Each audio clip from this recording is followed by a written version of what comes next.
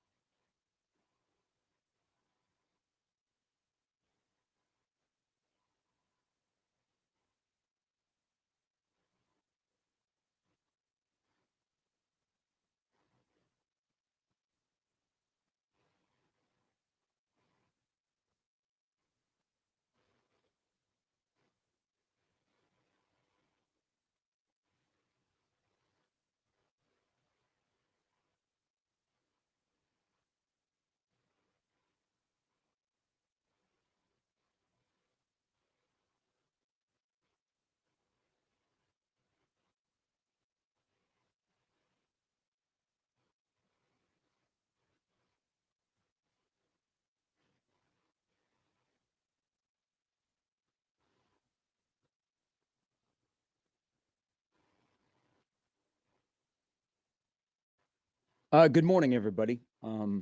Usually on a Friday, we open the show with a big open, and this time of the year, it's the Football Friday Fiesta. And we talk about football, and we have a lot of fun, and we love football, and we have great football guests on. But today is a little bit different. Um,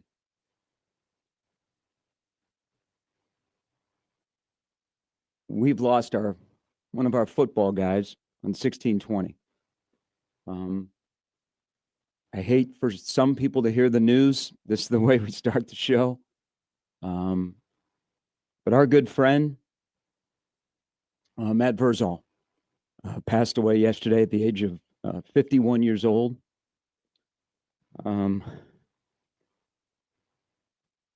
We are gutted, absolutely gutted by the passing of Matt. This one will take a long time to figure out why. We're all having trouble with this one. And if you knew Matt, and maybe you didn't know him, but you knew him from his appearances on 1620, Matty was one of a kind, man. He was one of one. I don't think there's enough words to describe Verz. He was different now. He was, man, I think all people from the 308 are different. Matt Verszall was completely different, but he was genuine. He was sincere. He was loyal. He had a personality that, sometimes drove people crazy, and they didn't like it because he used to tell it like it is. And there would be a lot of things that I would disagree with that Matt would either in person or say on the air. I'd be like, nah, I don't think that's the case. But we could disagree and we could respect each other's opinion because Matt always said it from the heart. And Verz had a personality. Now, it wasn't just on the radio. It was who he was. That was very, very captivating. And as someone who, and this hits even more so this morning, because only 4 times in the 13 years I've worked at 1620 The Zone has Matt Verszall not been on his regular slot on Friday mornings. When Damon and I were together, Matty became a regular. Matty was a regular in this building as a co-host, hosting a show, wondering and saying, Sharpie, what the hell do I do talking for 4 hours by myself? And I said, you're a natural. But he had an impact when he was part of the family and is always part of the family. But Fridays has become a staple, especially when you got to hit the dump button because you know that Matty was going to swear. Only 4 times in 13 years he'd missed the show. He'd do it from Pisons. He'd do it from his truck. Hell, he'd do it from Chicago when he would go on his trips for opening day. He was part of the family. He was part of your family, and extremely generous with his time. Uh, he would come in and host the show when one co-host was away, and there were even times where he had to get up in the middle of a opinion he was giving because his alarms had gone off at Pisons. He's like, Sharpie, got to go. And he just would get up and leave. But he was generous with his time. He had a gigantic heart. And if anybody interacted with Matty, whether it be you heard him on 1620, you saw him in person, you probably, best to sum up who Matt Verszall was the environment that was at his beloved Pisons, making some of the best pizza pie around at 156th and Center, where it seemed like everybody in the community went to go to talk to Matty, to talk about life. And it was a perfect environment for Matt because he grew up as a bar kid and he loved conversations and he loved visiting with people. And I know, because I was sitting at the bar a couple of days ago, he cherished everybody that he came in contact with. And so many things about our friend. He may not know your name. He might not know your background, but he always made you feel important. And the one thing that always stood out for a guy that didn't have kids is he actually had kids. He was a leader, whether they realized it or not, of young men. Whether he coached them, whether he trained them, whether they worked for him at Pisons, where I know what my emotions are, his teammates' emotions are, his friends' emotions, his family's emotions. The kids that work for him at Pisons, man, please think of those kids, because he loved those kids and he did so much for those kids. And I can tell you all the text messages and group chats that have been going on since news came out yesterday afternoon. Man, he touched a whole wide range of generations. And of course, being where Pisons is at 156th and Center, it was appropriate, his connection to Scott Catholic. And I think about Matt Turman. I think of everybody that he has worked with at Scott, whether in the football program or in the school, because Scott Catholic meant so much to him. He was always a football guy, and he'd always give you football and food for thought. His opinions, his love of Nebraska, his enjoyment of the opportunity he got after playing for the legendary Ken Fisher at Grand Island, and then getting to play for Tom Osborne. That's a hell of a combo as a football life to play for both of those individuals. But the thing, and I'm getting this from a lot of people, and by the way, thank you, because this is going to be a tough morning. People sharing stories.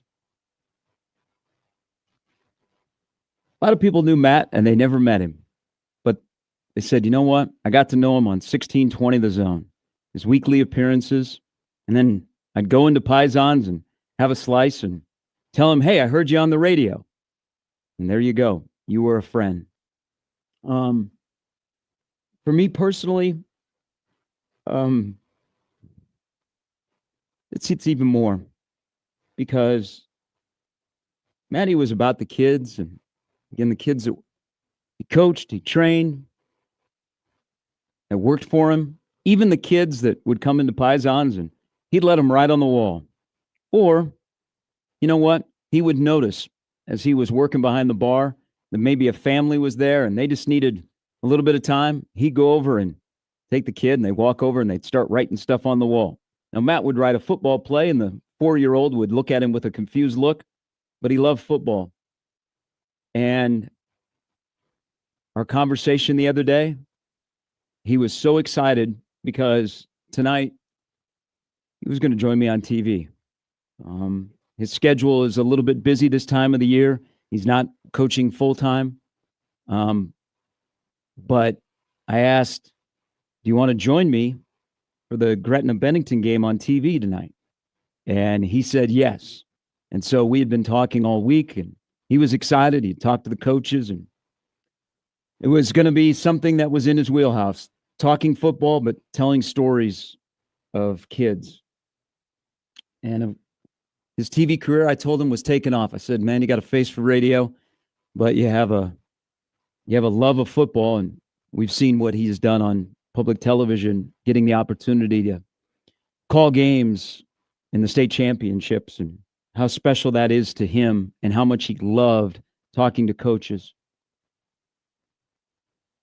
And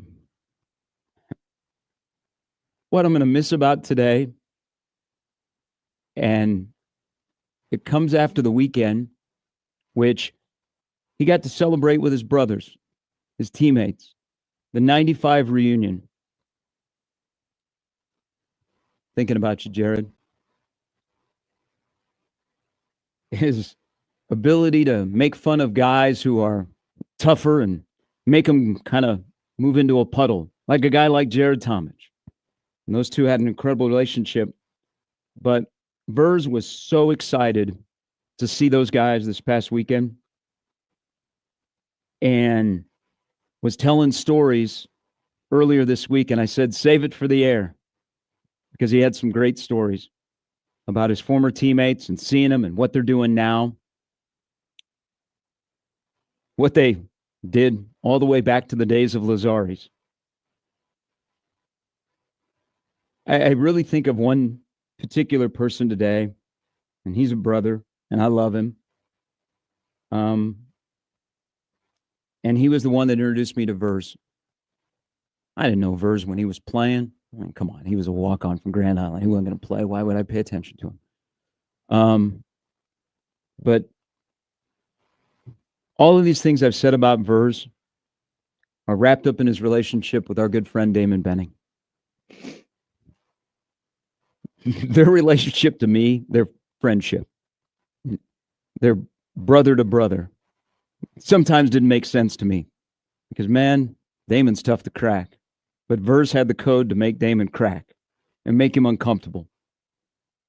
But their friendship, a guy from the 308 and a guy from the 402 that had a common cause and played at Nebraska, and have continued that friendship for over 30 years, that started in the Shrine Bowl and went through their time at Lincoln, that kind of sums up who Verz is. And it also sums up, I got to see him in his interaction with Damon's daughter, Zoe. That was Uncle Matt. And Verz would say periodically, you know, the Verzes aren't supposed to live past 52. His dad, Terry, passed away at the age of 52. His incredible son passed away yesterday at the age of 51. So for all the teammates out there and all the brothers, the people that knew Verz, didn't know Verz, it's a tough day. It's a really, really tough day, because none of this makes sense. Verz was in the best shape of his life. And to be honest, all the things that he's gone through, whether it be with his business, whether it be with his coaching, whether it be with his personal life, that damn truck, he was at a really good place in his life, and he was very happy. And maybe someday this will make sense. But on the Friday morning, after we lost a brother, it doesn't make sense. So I know this is a football Friday, and we're going to talk football, and he would say, what the hell are you guys doing? Move on with the show.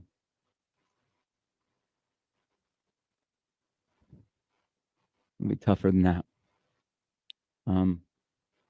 Lots of love, everybody. Lots of love. And we'll get through this together, but it's going to be tough. Just here to tell you, it's going to be really, really tough. But I hope you, Matt, Jimmy, I know myself, we're better because a guy like Matt Verszall was in our life. And that's how we'll remember him. So with that said, let's take a break and we'll come back and we'll see what happens from here on out.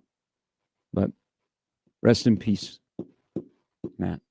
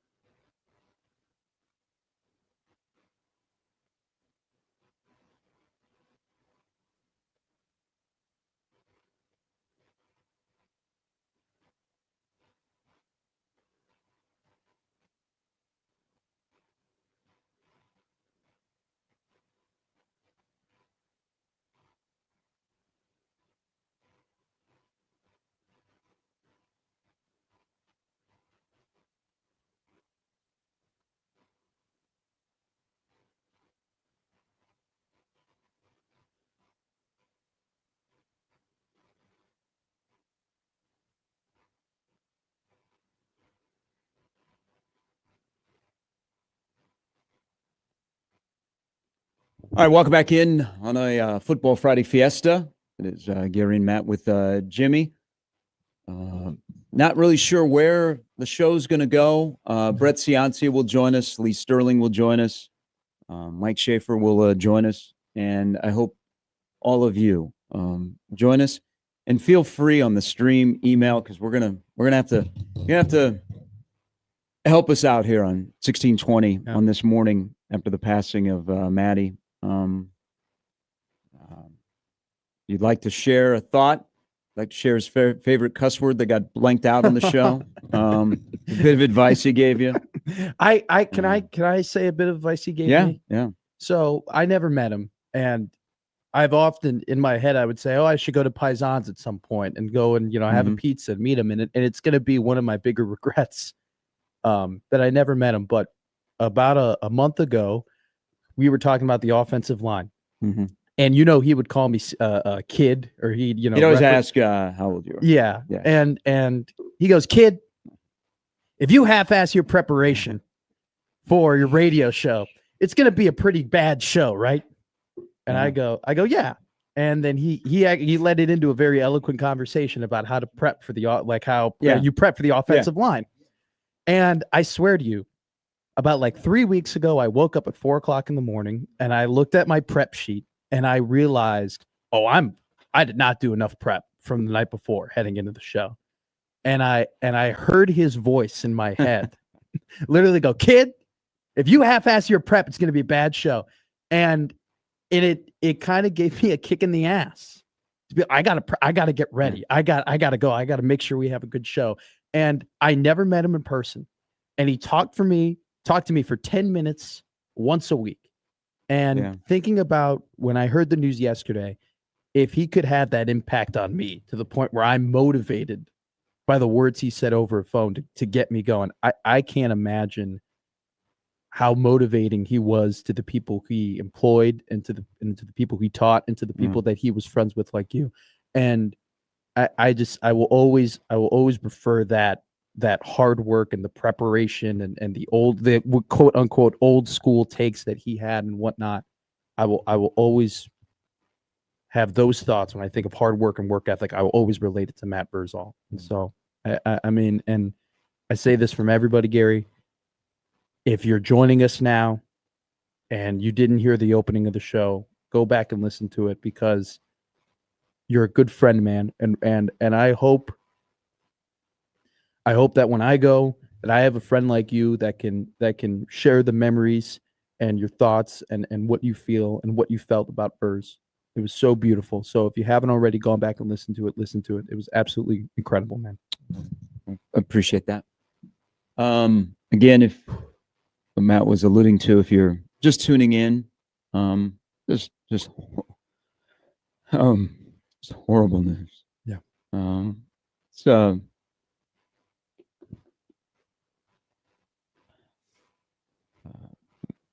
Matt Verszall passed away yesterday.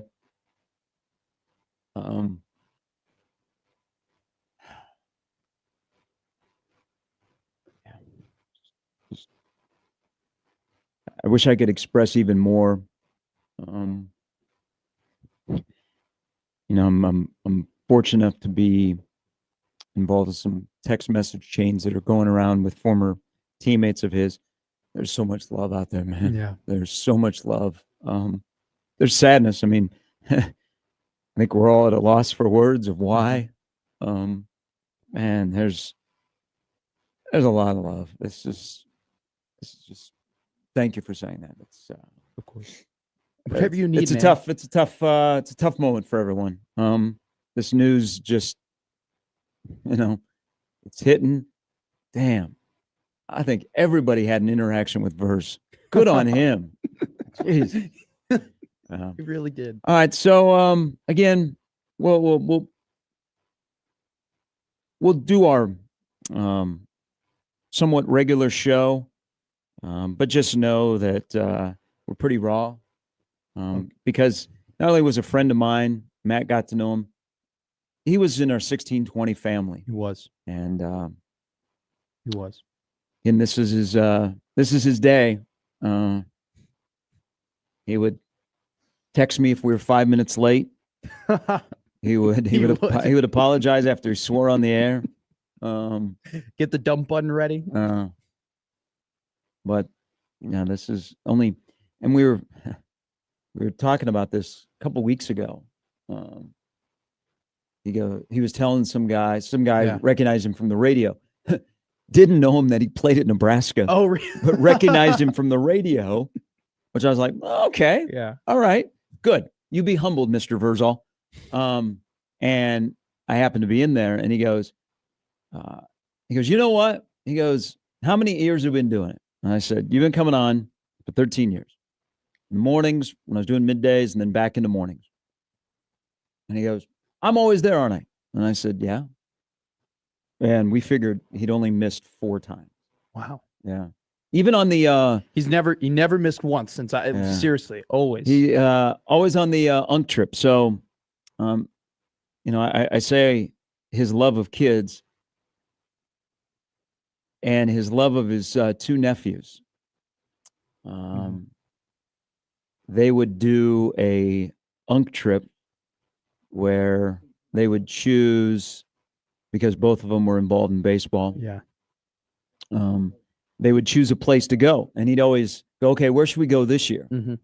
And so was able to hook them up with some stuff at Target Field. They went up and saw the Twins. They went to Detroit. He got to took them to Lions training camp. And as they got older, they got busier and they were playing summer baseball and stuff. And so it didn't always work out. But man, if you ever heard him tell those stories, man, there was the spectrum of the big heart of Verz, and then Matt Verszall being Matt Verszall when we would check in from opening day in Chicago, and he would be hammered, absolutely hammered. And you'd have no idea where we were going or what was going to be said. But I was like, I am so jealous. Pedialyte. Yeah. So I always think I'm going on a trip this weekend, and I thought of him this week. Pedialyte. I need to get the week before opening day, you were out, right? And it was just me and him talking on a Friday. And people have told me, hey, you're a new guy. Watch out with Verz. Seriously. He's going to eat you alive. Rest in peace. Don't ask him a bad question or anything like that. And I will say this: I think he loved that I was, or I don't want to. He always treated me with great respect. Yeah, always, and never overstepped or anything. And I know I've asked him bad questions, and you could tell that he did it like he would walk me through things and explain things to me. But I remember the week before opening day, you were gone, and it was just him and I talking. And I go, hey, I heard about this opening day trip that you like to go out there. And it turned into a 10-minute Cubs talk just about the team and up 2016 and his walk through town, where he goes, where he drinks, what he's doing. And it was just the joy that came to him talking about what was going to be in those days before. He loved the Cubs. It was awesome how much he loved the Cubs. And I always loved when the three of us, very sparingly, but when we'd talk about Cubs baseball. Terrence says he always wanted that 1620 The Zone email because we give out email addresses, and he was like, I don't know, I have a Gmail. And I'm like, we need to get you a 1620 The Zone email. Do you know how funny it would be if I was Matt at 16 or Matt 2 at 1620 The Zone? So that would have been great. So he got his email from a previous regime here, and it was like shortly thereafter his schedule got busy and he couldn't do as much on 1620. That's funny. All right. Again, just kind of bear with us a little bit here. The emotions, but there is laughter. I mean, we're going to tell a lot of stories over the course of they'd be mad at everyone time. If you don't laugh today. Yeah, he'd be ticked off right now. He really would be. Like there's football to talk about. Why are you talking about me? But I'm also ticked off because he's gone way too soon. Larry, good morning. Thanks for the phone call. How you guys doing? It's a sad day. I had the honor to meet Matt about 10 years ago. I had always heard about Pisons, and I stopped in there one day. And I'll tell you, I couldn't have stopped in at a better time. It was about 1:45, and nobody was in there, and they did great business. I just got lucky. And I had the chance to sit there and listen to some war stories from back in the day about Nebraska football and practices with Clinton Childs and Christian Peter getting into fights. And it was probably the most entertaining 35-minute lunch I ever had in my life. And he come over and shook my hand. I left and welcomed me back and told me, come in, let's shoot the breeze. We'll talk some Husker football. And my nephew started at Scott for 3 years in basketball. And Matt was always on the sidelines for all the basketball games, leaning against the wall with a bunch of the coaches. And he was just a big supporter of Scott. But not only Scott, he was a big supporter of all high schools. He always did fundraisers and gave percentage of his sales, whether a kid was sick or Elkhorn South, Millward South, Roncalli. He always looked out for the other guys. Just want to share that. Thanks, guys. Larry, thank you. Here is Andy. Good morning, Andy. Hey guys, sad day. I'm sorry for your loss of your friend here. Thank you. Just a quick Paisan story. I've been in there a few times. The last time I was in there was to celebrate finding out if we were going to. And I always loved that place. So we sat down and it was kind of dead. And I finally got the chance to talk to Matt. And we talked about the Cubs and the Huskers and the O-line and everything. And at the end of the conversation, he said, "So what are you going to have?" And I started talking about, I said I thought I'd probably have the meatball and sausage. He said, no, man. What are you going to have, a boy or a girl? And he was just a funny guy, and sort of always seemed like he made it about you. Yeah. If you wanted to rap about the Huskers, he would, but he was always kind of interested in meeting the people. And we'll miss him. And it was just seemed like a great guy. And I'll talk to you guys Andy, later. Andy, thanks for sharing that. There. Andy, thanks for sharing that story. Good morning, Jesse. Hey, Gary. I tweeted a lot of this just now on your feed. I don't know if you said anything, but I'll repeat it just in case. But I used to pop in there all the time. He'd see me coming. He treated everybody like a celebrity in there if you knew him. He'd sit you down, talk about all things football. And I don't know about anyone else, but the whole time we were talking, I never paid for a single beer. That's just how he was. And then I retired from the Air Force back in 2019. He catered my retirement. If he turned a profit, I would have been stunned. But the man, they must have had 20 pizzas, hundreds of wings. Didn't even really, he just negotiated the price with me, and that was that. Another time, he did a birthday party for my family. He helped me walk pieces out to the car. It was a windy day. We set some on top of the car. Half of them blew off, and without breaking stride, he just cleans them up off the parking lot, goes inside, put new pieces in, no charge, whatever. Just that's how he was as a person and as a businessman, and we're gonna miss him and both sides of that. So, thanks, Jesse. Thank you. There's one other thing that not just one. Yeah. If you are familiar with the City Cafe in Newman Grove, they make these incredible pies. Okay. And they're, people here in Omaha, I mean, Newman Grove's a little bit of a drive away, and they have these, the pies are extremely popular. I mean, it's a small town cafe. They serve breakfast, they serve lunch, they serve dinner in Newman Grove, but they have these incredible pies. And Versz knows, I believe he told the story of how he has family. He has family in Newman Grove. Okay. And so he got wind of the people at the City Cafe and their pies and how they would drive them to like Omaha. Really? So Versz said, you know what? Small town cafe, business is booming. I want to help you. So he loaded up his pickup truck. This is the first time he did this, and he would do it many times afterwards. And so he drove to Newman Grove, and he took orders. So if you were familiar with the pies that were coming out of the City Cafe in Newman Grove, from, rhubarb, cherry, pumpkin, apple, blueberry, on and on. A good small town cafe, but they made these great pies. And so there would be paisans sold in Newman Grove. Oh, sure. And first time, Versz takes orders, and he said, he goes, we'll probably get a little bit of a response. Well, 142 people ordered pies. And he calls up the City Cafe in Newman Grove and says, all right, here's the order, gets in his truck and drives to Newman Grove Yeah. and gets all these pies. That's crazy. And then brings them back to Paisans, lets people know that they are here, and he has them spread out. If you've been into Paisans, if you go left, it's the takeout area. So they have a big counter, and he had them set up there that people were coming in. And this was around Thanksgiving. So, important time. Yeah. People, don't have time to drive all the way to Newman Grove, and Versz was like the middleman. And so he had, you walked in, and these white pie boxes were just stacked.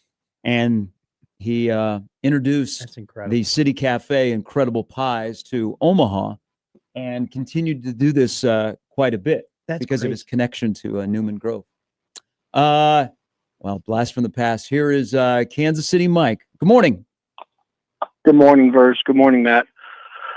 So my history with Mr. Verszall was through your guys' radio shows. He was the pitch-in hitter for all the shows. So my old job, I used to work for a local magazine company here, and we would bring ideas.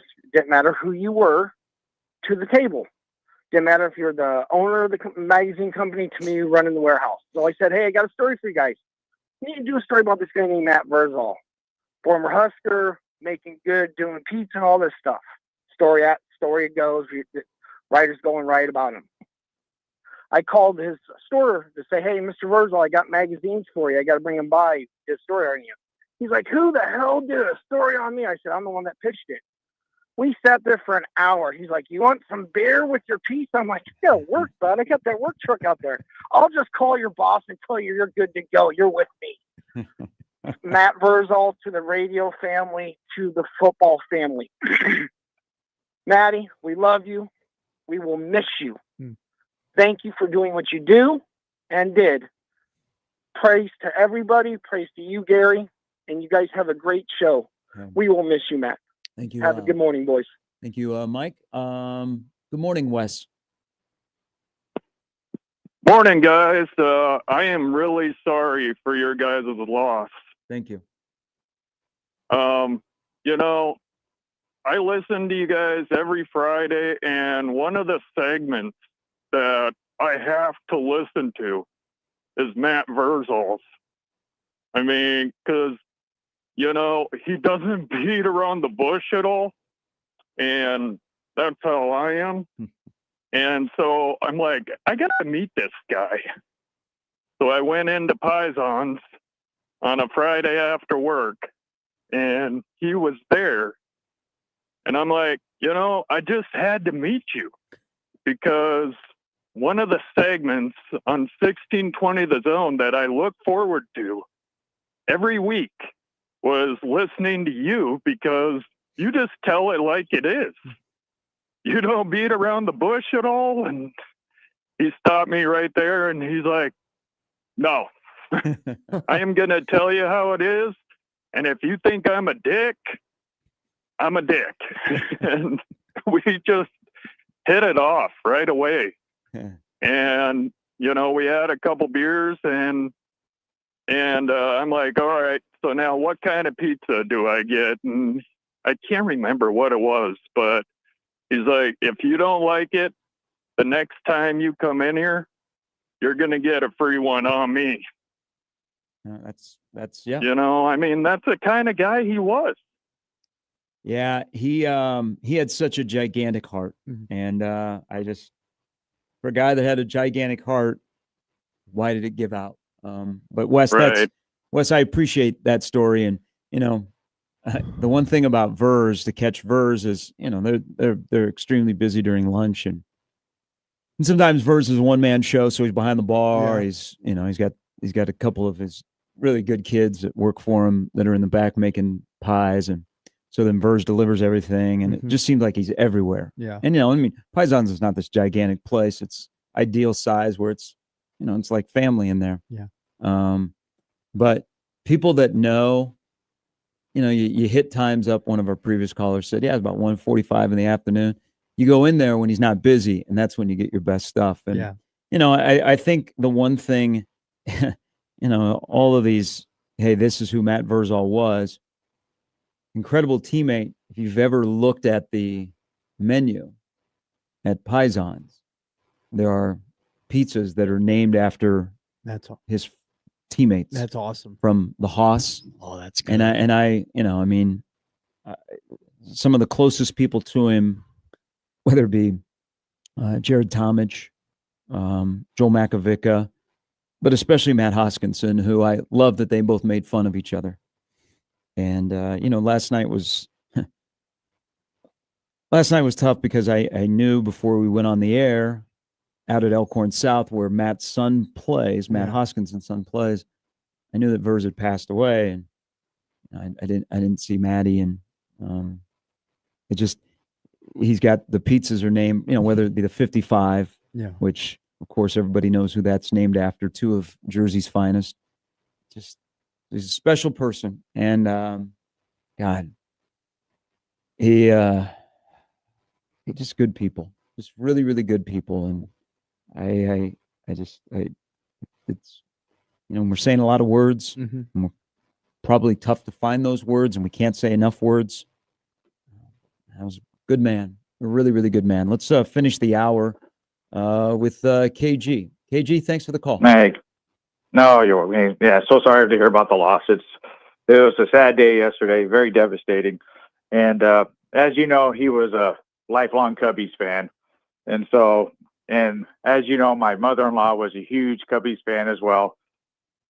And she always had this baseball card collection. And she always said, if you're going to give it away, make sure you give it to Cubby fans. So, and the thing is, I found out that he liked Mark Grace. And so I had a bunch of cards and stuff for him, and I brought him out there. Then he was like, oh, man. He was so thrilled about getting these Mark Grace cards and stuff, because he told me a story about how he went out there to Chicago, and he ran into Mark Grace, and he was telling me the good story, how he had such a great time because Mark Grace made lots of money off the 95 Huskers betting-wise. Yeah, so he ended up paying for everything. So awesome. Yeah, for Matty. And it was good to hear him. And, you know how Matt talked. No BS, no nothing, just straightforward. Told it like it was. That's what I really appreciated about him. And if I asked him a question about coaching or something about football, always there to lend a hand. Yeah. So it's going to be tough. It's going to be a tough day, guys. And thanks for listening. And everybody try to make the most of the day. Hey, thank you, KG. So this story, KG's absolutely right.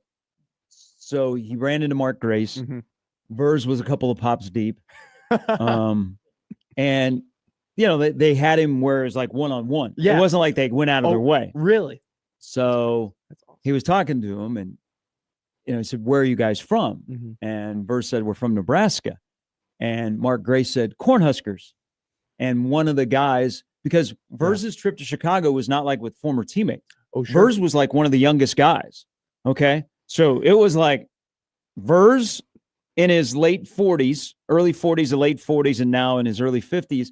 And then guys that were a little bit older. Uh-huh. This was their time. They had their get out of jail free card, go to Chicago, get after it. Yeah. And he said, so they ran into Mark Grace, mm-hmm. and Mark Grace asked, "Where are you guys from?" And they say Nebraska. Yeah. And one of the guys goes, "That guy played at Nebraska." And that's how it started. That Mark Grace told him that he had a big gambling problem back in the mid 90s, but he won a ton of money off the 95 Huskers. That's incredible. Yeah. That he was like, "Thanks for getting me out of jail." So they had a couple of pops. That's awesome. We've had 5 callers in this segment, and all 5 of them talk about just how much Matt gave to the community, and all had a different story about how he helped them and how he was willing to do anything for him. And I think it's incredible you mix that story with him being fun and him having a great time and having a couple pops. But then there also was the duality of, if you needed the shirt off your back, he would give it to you. It's incredible. Yeah, it's not only, and I tweeted this out last night, it's not only a hole in our hearts, but it's a hole in the community, because he did so much in terms of fundraising, things that are not well known, of either time or money that he donated. Yeah. He would allow organizations to come in there and bartend and raise money for their cause. That's awesome. And that was a pretty regular thing. God, let's finish with Bill. Hey, good morning, Bill. Hey guys. So I had one kind of consistent with the theme, and this was, I don't know what started it, but it was years back, and he was doing one of his rants about youth sports and the law, which is always awesome. And but then he just started talking about how he was always willing to help. And I was coaching some kids at the time, and I had a couple linemen that were really struggling. He says, you come on into Pisons. This was when he was at the old spot, right? Yeah. And he goes, you come on in about 10:30. I'll be setting up, and I'll map out some drills for you. So he, in between setting up ovens and answer the phone, he's drawing up on the grease board different drills I can do, and it's like just taking time out while he's trying to get his business together. I thought was awesome. So, like you said, right? You wanna leave a big footprint. The SS Verszall left kind of wide swath, right? Yeah. So that's what you remember. Hey, so, Bill, thanks for sharing that story. So before Verz moved to his current location, that's a whole different story. How he got that location from the business that used to be there. Okay, that was a crap show. And by the way, people always wondered why he didn't turn one location into multiple. Yeah, and I had him convinced that where Tasty Pizza is on 60th, that was a place for Pisons. But he never wanted to leave. That was a perfect place for him. But he was, if you're familiar with where Pisons is at 156th and Center, there's a little bit of a strip mall. And so he was in that strip mall. That's the original Pisons before he expanded and moved to where there was a local restaurant, a hamburger joint that used to be in the current location of Pisons. But you would walk in and it was just takeout. They had no sit down seating. It was all takeout. And either you get a full pie or you get slices. But he had a wall, and this was important to him. He had a wall that basically was a grease board. Okay. And so you could have markers. And this is the thing. If the walls at Pisons could talk, the football that it would tell you, because so many coaches, especially coaches that would come into the area to recruit, knew Verz because they were recruiting his athletes, whether he trained them or he coached them at Scott. And so they would stop in at Pisons and they'd talk football. Yeah. But when they were at the old spot, just, about, 150 yards from where they are now, Verz would draw up plays. That's awesome. So you'd go in there and, not everybody could run the triple option, but there would be triple option plays up there. He tells a story of one of the coaches that he works with. They got deep into drawing up plays, and they were actually drawing up real plays on the wall. And the head coach of the team they were playing that week walked in because he lived in the area and was a Pisons regular. And so Verz goes in the back to get his order. He ordered a couple of pies. I think he was taking them to school or whatever. And Verz tells the story, comes back out, and this coach is standing there looking at the wall. Yeah. And he's like, okay. It's like, I know that. Yeah. I know who runs that. Yeah. That's funny. And Verz said, oh, those are just dummy plays. Oh, okay. Good man. And the guy was like, are you sure? And he's like, yeah. But yeah, Bill's right. He would start drawing, and he let kids, he was again, for a guy that didn't have kids, he was so generous with kids because young kids that are in his restaurant that may be a little bit restless, and he can see the parents are like, oh my gosh, I just want to enjoy a meal. He would either go and sit with them, or he would take the kid or kids and he'd take them over and give them markers, and he'd say, you know what, you can't do this at home, but you can do it here. You can write on the wall. Like in the interviews that we would have with him, there would be moments where he would literally be trying to teach me and to try and tell me what to do. And I'll say this, and I already thought this before all the incredible calls have come in. That's a guy I would have loved to have played for.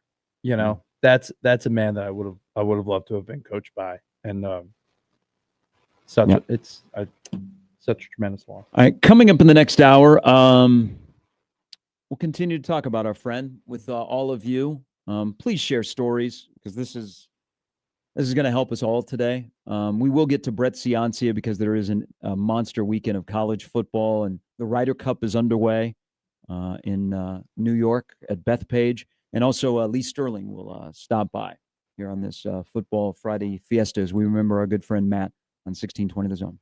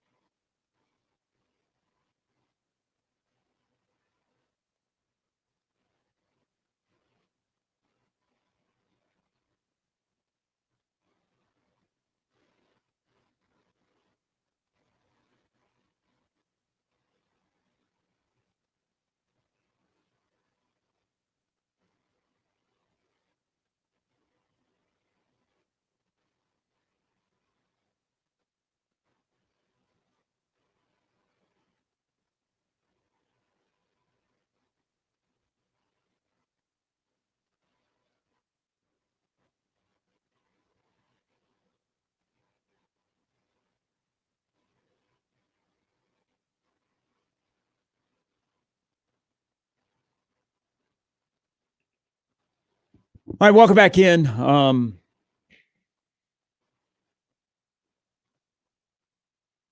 The news of the morning, if you have not heard, our good friend here on 1620, Matt Verszall, who has become a regular Friday guest, local pizza shop owner, otherwise known as Pisons, former Husker.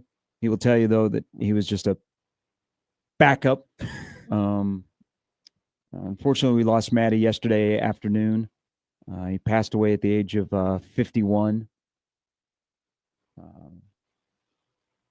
So we're gonna, with all of you and all of us here at the 1620 The Zone NRG media family, we're gonna do this all together. So please share stories, your thoughts, because man, everybody's got a story. I love this. Everybody has a story, and I was there not very long ago, a couple of days ago. He was going on and on about the 95 team and the reunion and seeing Tomich and True and just all, I mean, the linemen that are, brothers, Chris Dishman, Dish has had a lot of things in his life, just tragic life for Chris Dishman. And, I'm thinking of those guys, the guys that were closest to him, that went through their time at Nebraska and stayed friends, and that bond and that friendship with teammates that you become brothers and you can say, I love you. And, 30 years later, but Verz, and I'm not going to repeat the stories because I wouldn't do it justice. Sure. Verz was telling some great stories from this past weekend. And I said to him when I walked out on Wednesday after we had gone over the Bennington Gretna, like, okay, this is what it's going to look like. Yeah. I said, because he was like, and he was kind of dog cussing a couple of guys. And I go, save it for the air. And he goes, gotcha. So feel free to share with us as we share with you. 402-951-1620. Let's talk to John. Good morning, John. Thanks for the phone call. John is gone. On the Prairie Flower Casino Zone hotline, here is Dave. Good morning, Dave. Hello? Hey, Dave. Good morning, Dave. You're on the air. Yeah, I was the Dave that called after the Cincinnati game late, Okay. For a big red overreaction? Yes, big red overreaction. Yep. This is him. The Dave. Of many Daves. Yes. Well played. Thank you. All timer. Yep. Anyway, I met Matt a couple years ago when Damon Benny used to be on the radio, and his son Caleb was getting recruited. Yes. And I says, how come Damon's not on the air no more? He goes, I don't know. I think his son's going to Iowa. And he was behind the bar. Anyway, I ordered the Haas. Yes. Time. Okay. Yep. Great pizza. And so he's just so cordial, and he's just great, man. My son texted me at 3:30 this morning, and I've been up ever since because I couldn't go back to bed. Anyway, 2 weeks ago I went in, and they have a pizza called The Dave. And I got that one. And awesome. So I made sure he was back with another young employee, and just doing his thing. But I'm really sad that he's gone. I can't believe it. I'm 67. Well, I'll be 67 on Sunday during the singles matches of the Ryder Cup. And so I'm watching that right now, but I'm really sad. Oh, it's okay, Dave. Man, you just never know, Yeah, that's what a why. great person. Well said, Dave. Thank you. I mean, none of this makes sense. Maybe someday it'll make sense. And my Thursday night TV partner, Todd Doxson, who is a pastor, and we're trying to do the broadcast last night, knowing that Matt had passed away before I'd gone on the air, and I didn't tell anybody. I had to kind of tell our director because Matt was slated to be with me tonight. And I told Todd, and Todd's a pastor, and Todd's a deeply religious and just Todd Doxson, just a fantastic individual. And I said during halftime, I was like, this, Todd, this makes no sense. Absolutely no sense. And he said, someday it will. The other thing that kills me, Matt, is I think he was joking. But again, Matt's father, Terry, passed away at the age of 52. And Verz would say from time to time, and man, this is where it hits you even more.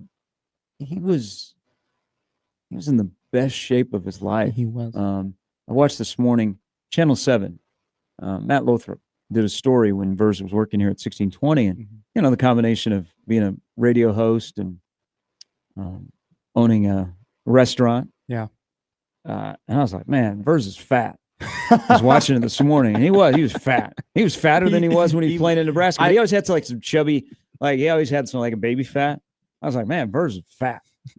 Verz was in the best shape of his life, but he said something, and again, I don't know if he was joking or he said, Verzes don't live. The Verzalls don't live to 52.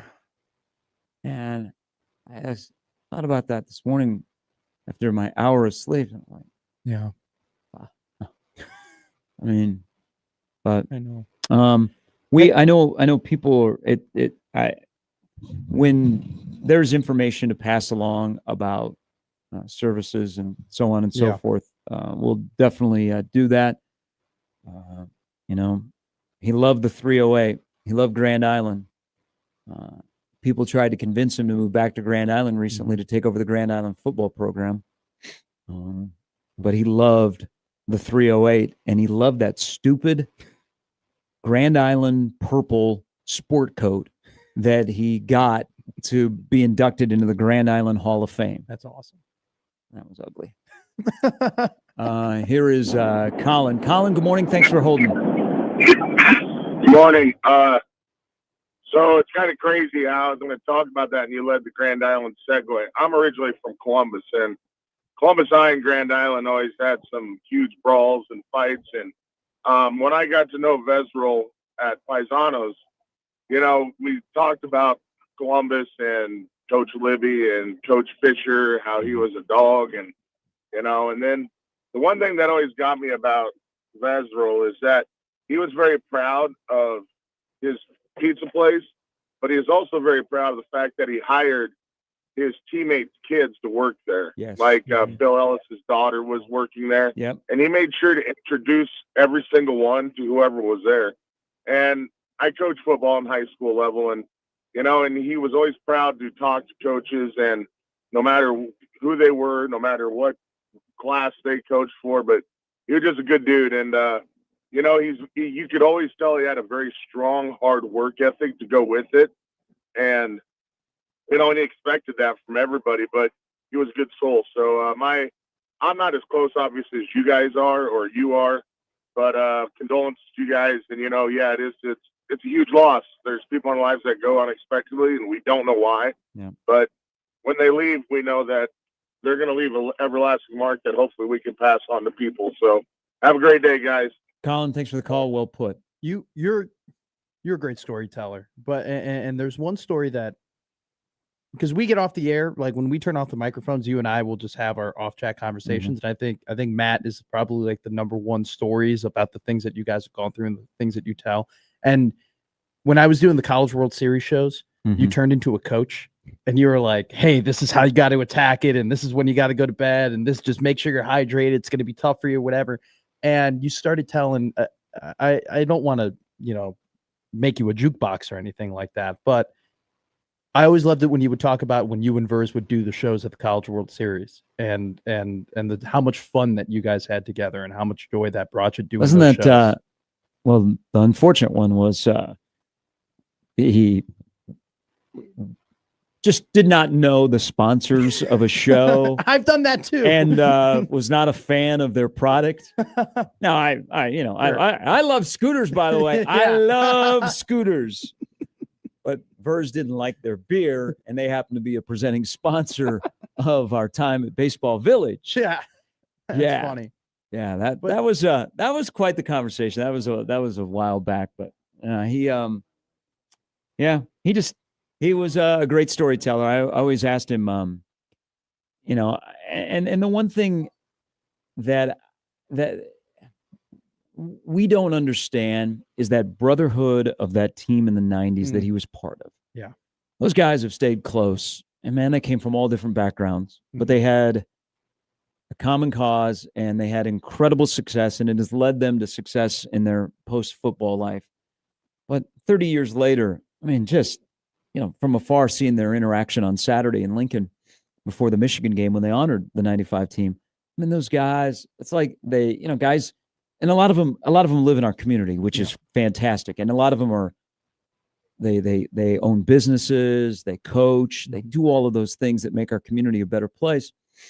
But some of them don't. And so just seeing them interact, like they haven't seen each other, but it's like they are back down in the pit. Yeah. Okay. And they start telling stories. I asked Versz, and this was because he would come in and like when Damon was gone, Versz would come in and he'd co-host. And so we just tell stories. Sure. And I said, when did you know? Because he's coming from Grand Island. Yeah. And he was a pretty good player at Grand Island. But now he's coming to Nebraska. Yeah. And he's a lineman. Mm-hmm. So you know that you're going to get your head beat in because you're going to be on the scout team going against defensive linemen. Yeah. And I said, when did you have like your come to Jesus? Oh my gosh, I am in the big time. Yeah. He said, when I walked into Memorial Stadium and I wasn't there yet, and Johnny Mitchell was working out, and then Johnny Mitchell was walking around wearing nothing under overalls. Bib overalls. Yeah. And Johnny Mitchell didn't look like anybody that I'd ever seen in Grand Island in terms of the size. Yeah. He goes, I knew I was in trouble. But it's just, fantastic storyteller. And I, there's going to be a point where those guys will tell the stories, but I know they're hurting. That's the impact of Matt. I want to read a couple emails. We'll get to a couple calls here. Mm-hmm. Again, you're just tuning in, and I hate to be the person that breaks this, but it's good for me that we can talk about our good friend Matt Verszall passed away yesterday. Just gutting. It's we're all going to have trouble with this one. Yeah. Zach writes into the Equitable Bank inbox, and thank you. This is, people are saying, I'm sorry for your loss. I get it. Thank you very much for saying that. I didn't know Matt as a friend, but as a coach. I never played for Matt, but I have had the fortune to officiate Scott while he was on the sidelines. The one thing I will always remember is during pregame, while the team was taking offensive snaps, Matt would always stand behind the umpire to watch his offensive line. While I was standing there getting some pregame snaps, he would motion to his linemen to come right at me. They would, and then he would have a laugh and come and shake my hand. That's funny. Now, the other thing, it didn't matter as people got to know Versz, and, Versz had stepped away from coaching this year at Scott. He was still helping out, but because of Pisons, he elected not to be a full-time offensive line coach. Mm-hmm. And the last game he coached at Scott, they won a state championship. Wow. And the one thing I knew Versz was tough, man. Mm-hmm. Versz always wore shorts. It might be 13 degrees at Memorial Stadium for the Class B final. Really? Everybody's bundled up. They look like they're the little kids from Christmas Story. Yeah. Versz is out there in a toque and a sweatshirt, and he's wearing shorts. He covered the head though, so I mean he's still taking. Talk care about of himself. intimidating. John writes in, Versz was the only one I knew that didn't think Frost would work out from the start. Yes. His shirt. That's what I thought of. Versz was blocked from that time period. When it finally ended, I asked him when he was going to spike the football, and everyone that told him he was wrong. He told me he never would do that, but he kept receipts from those people and knew who they were. I would tell him fairly often that I was going to bring a football to the shop and get a picture of him spiking it, and every time he would say, anytime. Thank you, John. This phone call is going to be a little bit rough, and I'm anticipating this, but I'm just going to, before I punch you up here, just let it go. This is Dave from Florida, who knew Versz really, really well. Good morning, Dave. Morning, Gary. How are you? Oh, Yeah. Obviously Matt and I had a relationship, especially when I got back into coaching. We would talk, numerous times during the football season. But I want to give a shout out to you, because if you guys didn't do the radio show and I didn't stop in there back in about 2015, I wouldn't have got the chance to meet Matt and become friends with Matt, and my friendship with you led to that. And, I've always been grateful for that, but today I'm especially grateful. Appreciate it.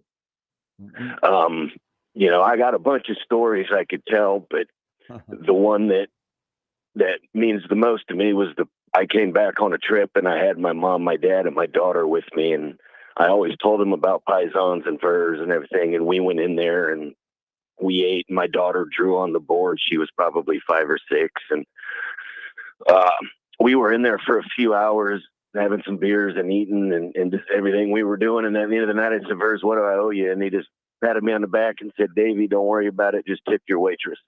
Yeah.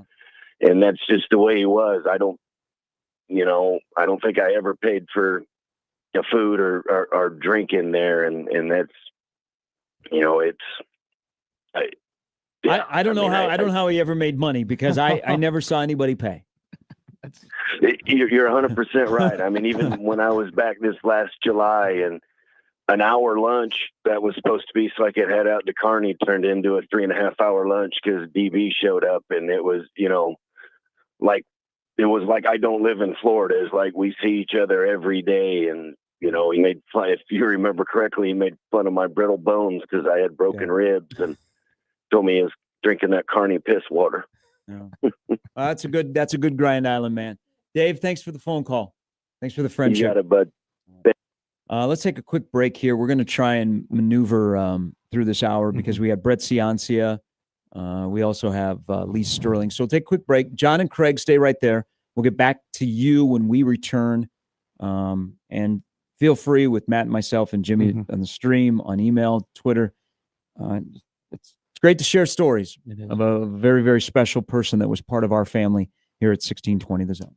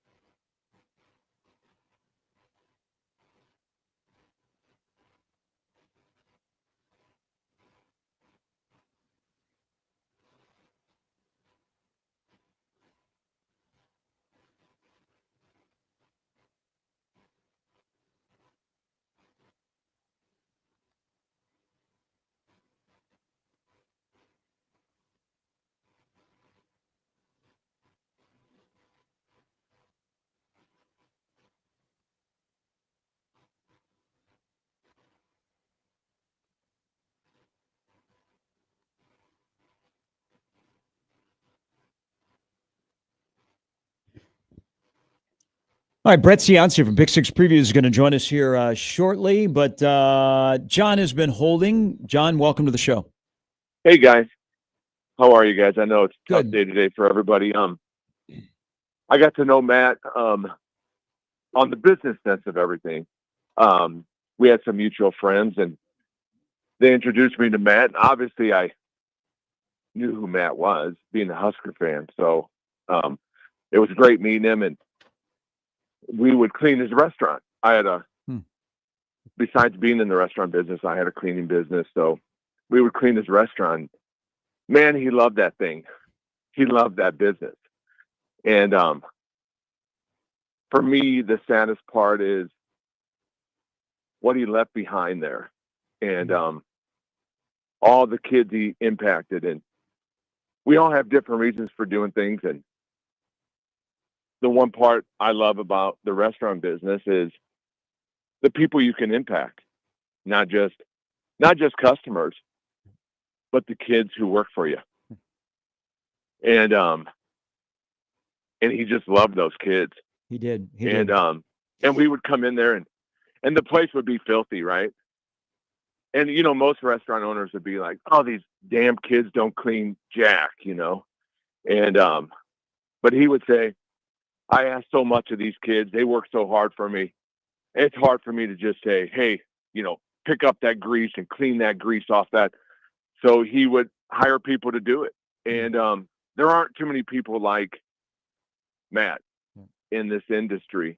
And he was just awesome. And I feel bad for the people that are there now that have to go in there and not have him there staff wise.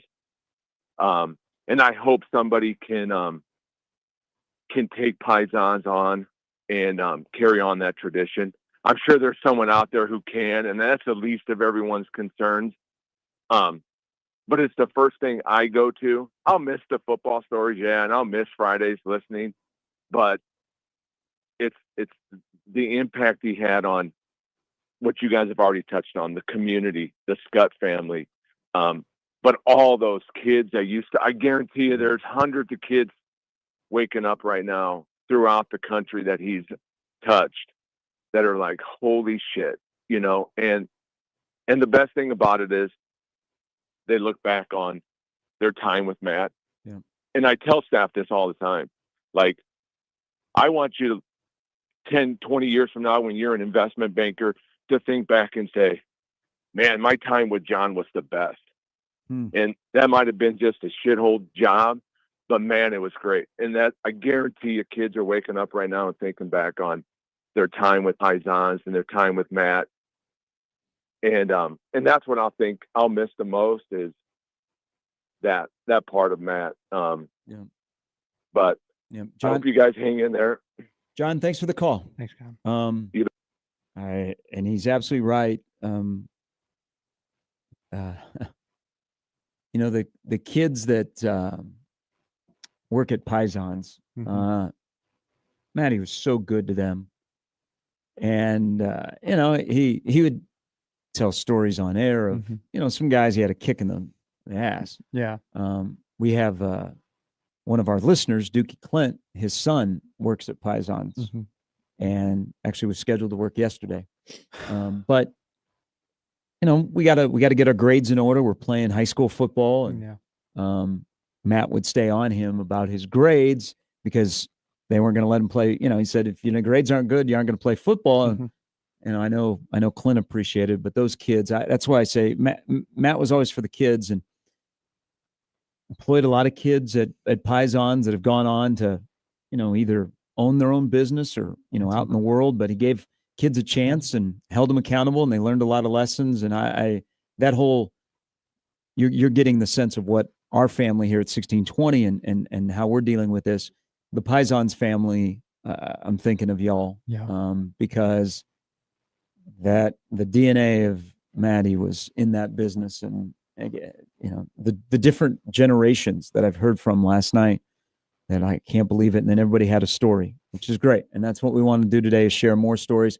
We'll get to Craig here, then we'll take a break. We'll come back, and then we'll sneak in Brett Ciancia and Lee Sterling Good morning, Craig. Welcome to Gary and Matt. Hey, I hope this will lighten up the mood. You know how blunt he was. It was so great.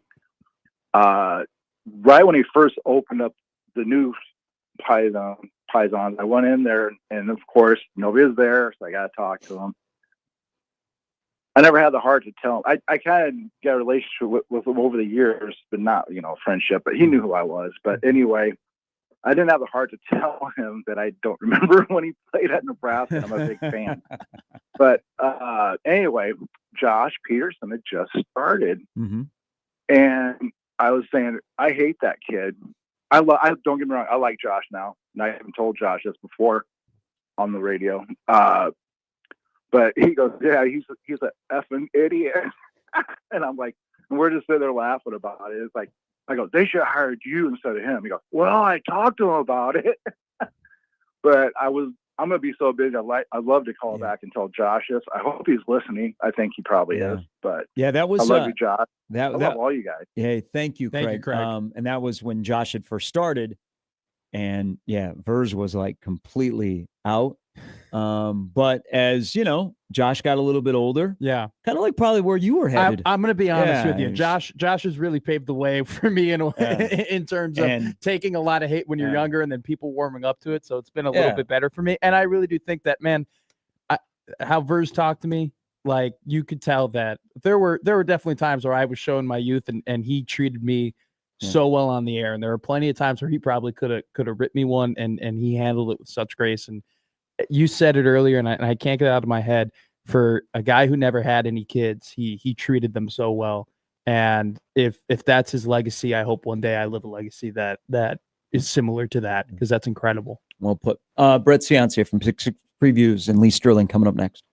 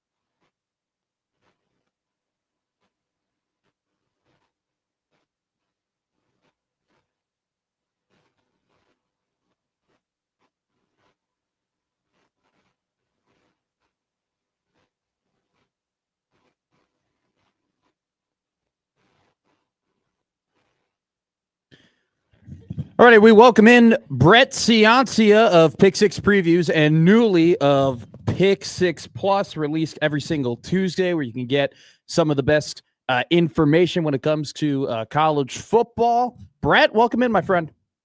Hey, thanks for having me back. And yeah, I'm calling it Cancel Your Plans Saturday 2025. It seems like once a season or twice a season we have a lineup like this, and this is the one for 2025.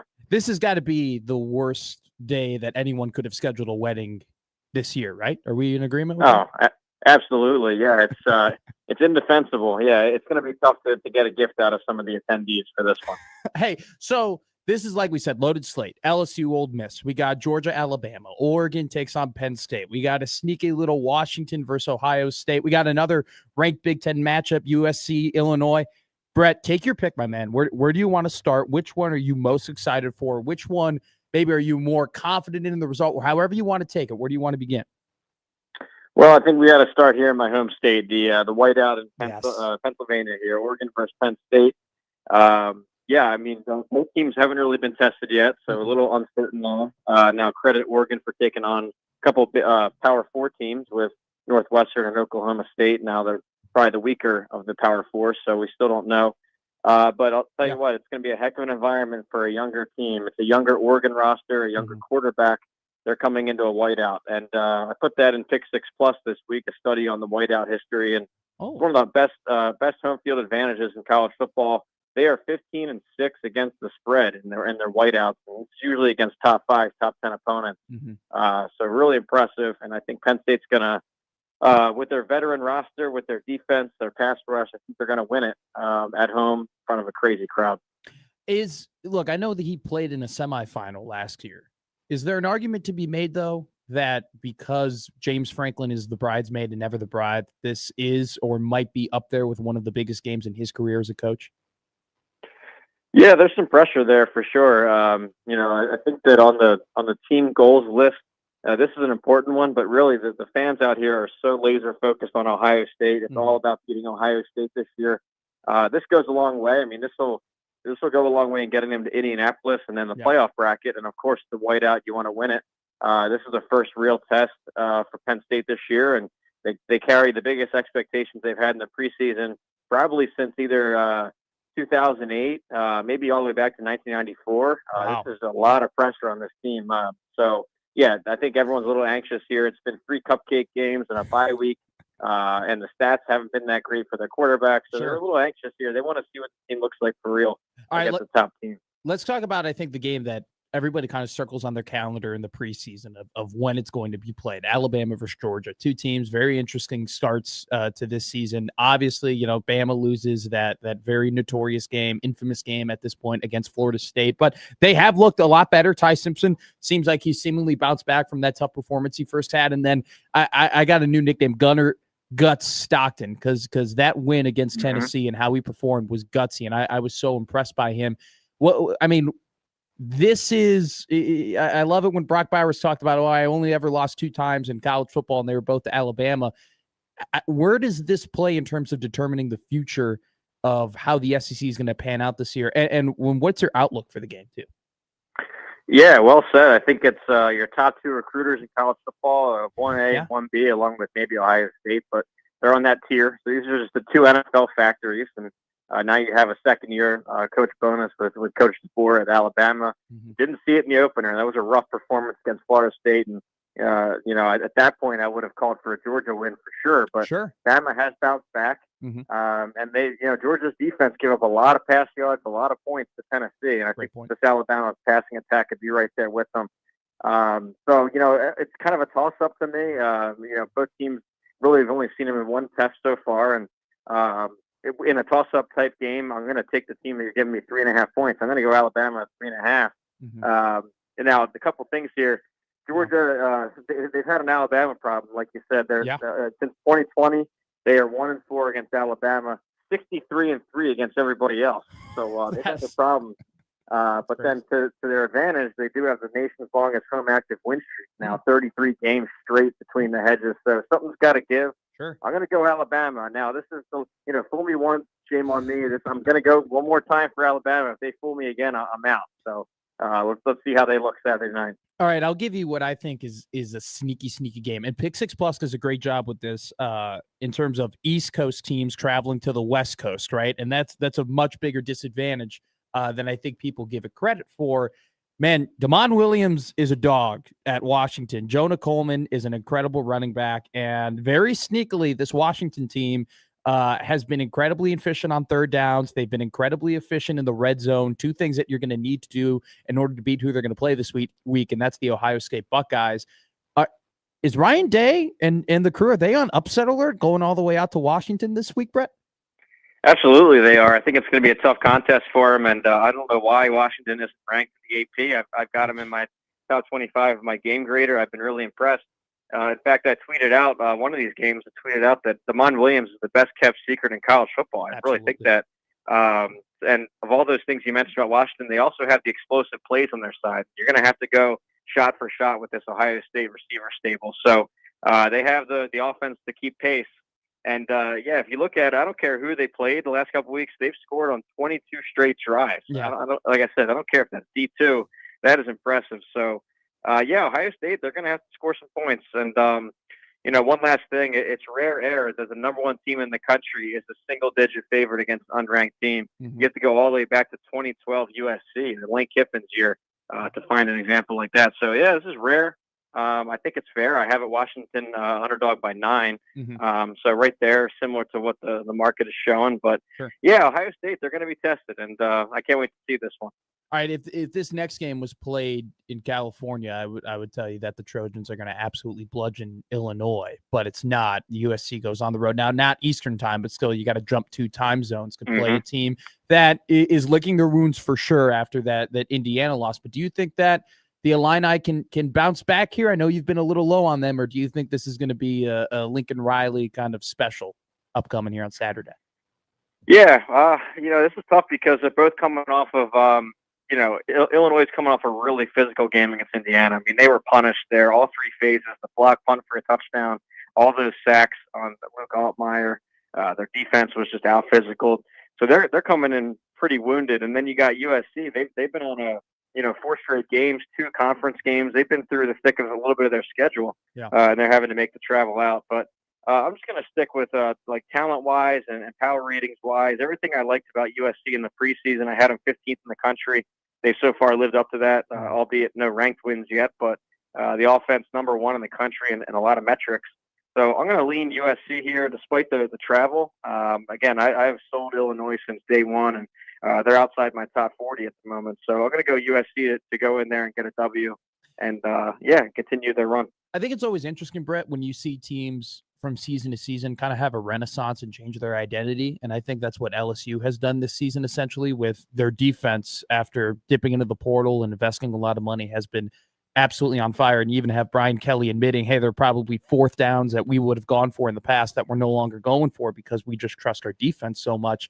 They take on an Ole Miss team that has found a guy in Trinidad Chambliss who has been pretty impressive for the Rebels. Ole Miss -1.5 at home. How do you like that line, and how do you think the game folds? Yeah, I'm impressed by Trinidad Chambliss. And then when you hear about a Division II quarterback, your guard goes up. You question it, but we now have 2 full games of data and of watching him. He looks the part. I mean, he looks awesome. Back-to-back 400-yard performances, and these were against Power 4 teams. With Arkansas and then Tulane, who's a top non-AQ. Sure. So I'm impressed. And, this offense looks like it picked up right where it was last year. They reloaded from the transfer portal at receiver like they always do. My question is defensively, I want to see if they can contain LSU, who, themselves have come out a little slow, but they're coming off an FCS game, and you think the quarterback will be healthier with Garrett Nussmeier. So I think a lot of points are going to be scored here. It'll be the best challenge for LSU's defense yet. And I'll go Ole Miss here at home. I think they're going to do it. My numbers have it about the same, point and a half, and good home field advantage, I think, for Ole Miss. So I'll take the Rebels there. This one, a little sneaky game here, and tough line to judge because I could see it going either way. But Indiana, after proving that they are a national title contender after kicking the crap out of Illinois, now goes on the road to Kinnick Stadium to take on Iowa, and that's been a pretty decent home field advantage for the Hawkeyes over the last couple of years. It's -7.5. What does your game grader have in terms of the line? And then what is your prediction? I've got it higher than that, around 9.5 for Indiana. And, I think visually it matches what the numbers say. I mean, I watched Iowa against Rutgers last Friday night in Jersey, and I was shocked that they gave up touchdown drives on the first 3 drives of the game. That never happens to Iowa, to a Phil Parker defense, a little uncharacteristic. And Rutgers had a lot of success throwing the ball on them, too. Again, I was shocked to see this. Usually a series that Iowa just suffocates Rutgers every year, but so I'm worried about that. I don't know about their offense either. I don't think they can keep pace with Indiana's offense. So we got Fernando Mendoza, perfect 14 touchdowns, 0 picks on the year, surging up the Heisman boards. And I think maybe at other schools you might have a letdown game after a big win, but this Kurt Cignetti and his coordinators, they're like laser focused. They're not going to let up. So I think they come in focused, and Indiana wins it. Brett Cianci at Pick Six Previews and Pick Six Plus. Brett, thank you so much for coming on every week. I always love these combos with you, and we'll talk to you soon. All right, my man?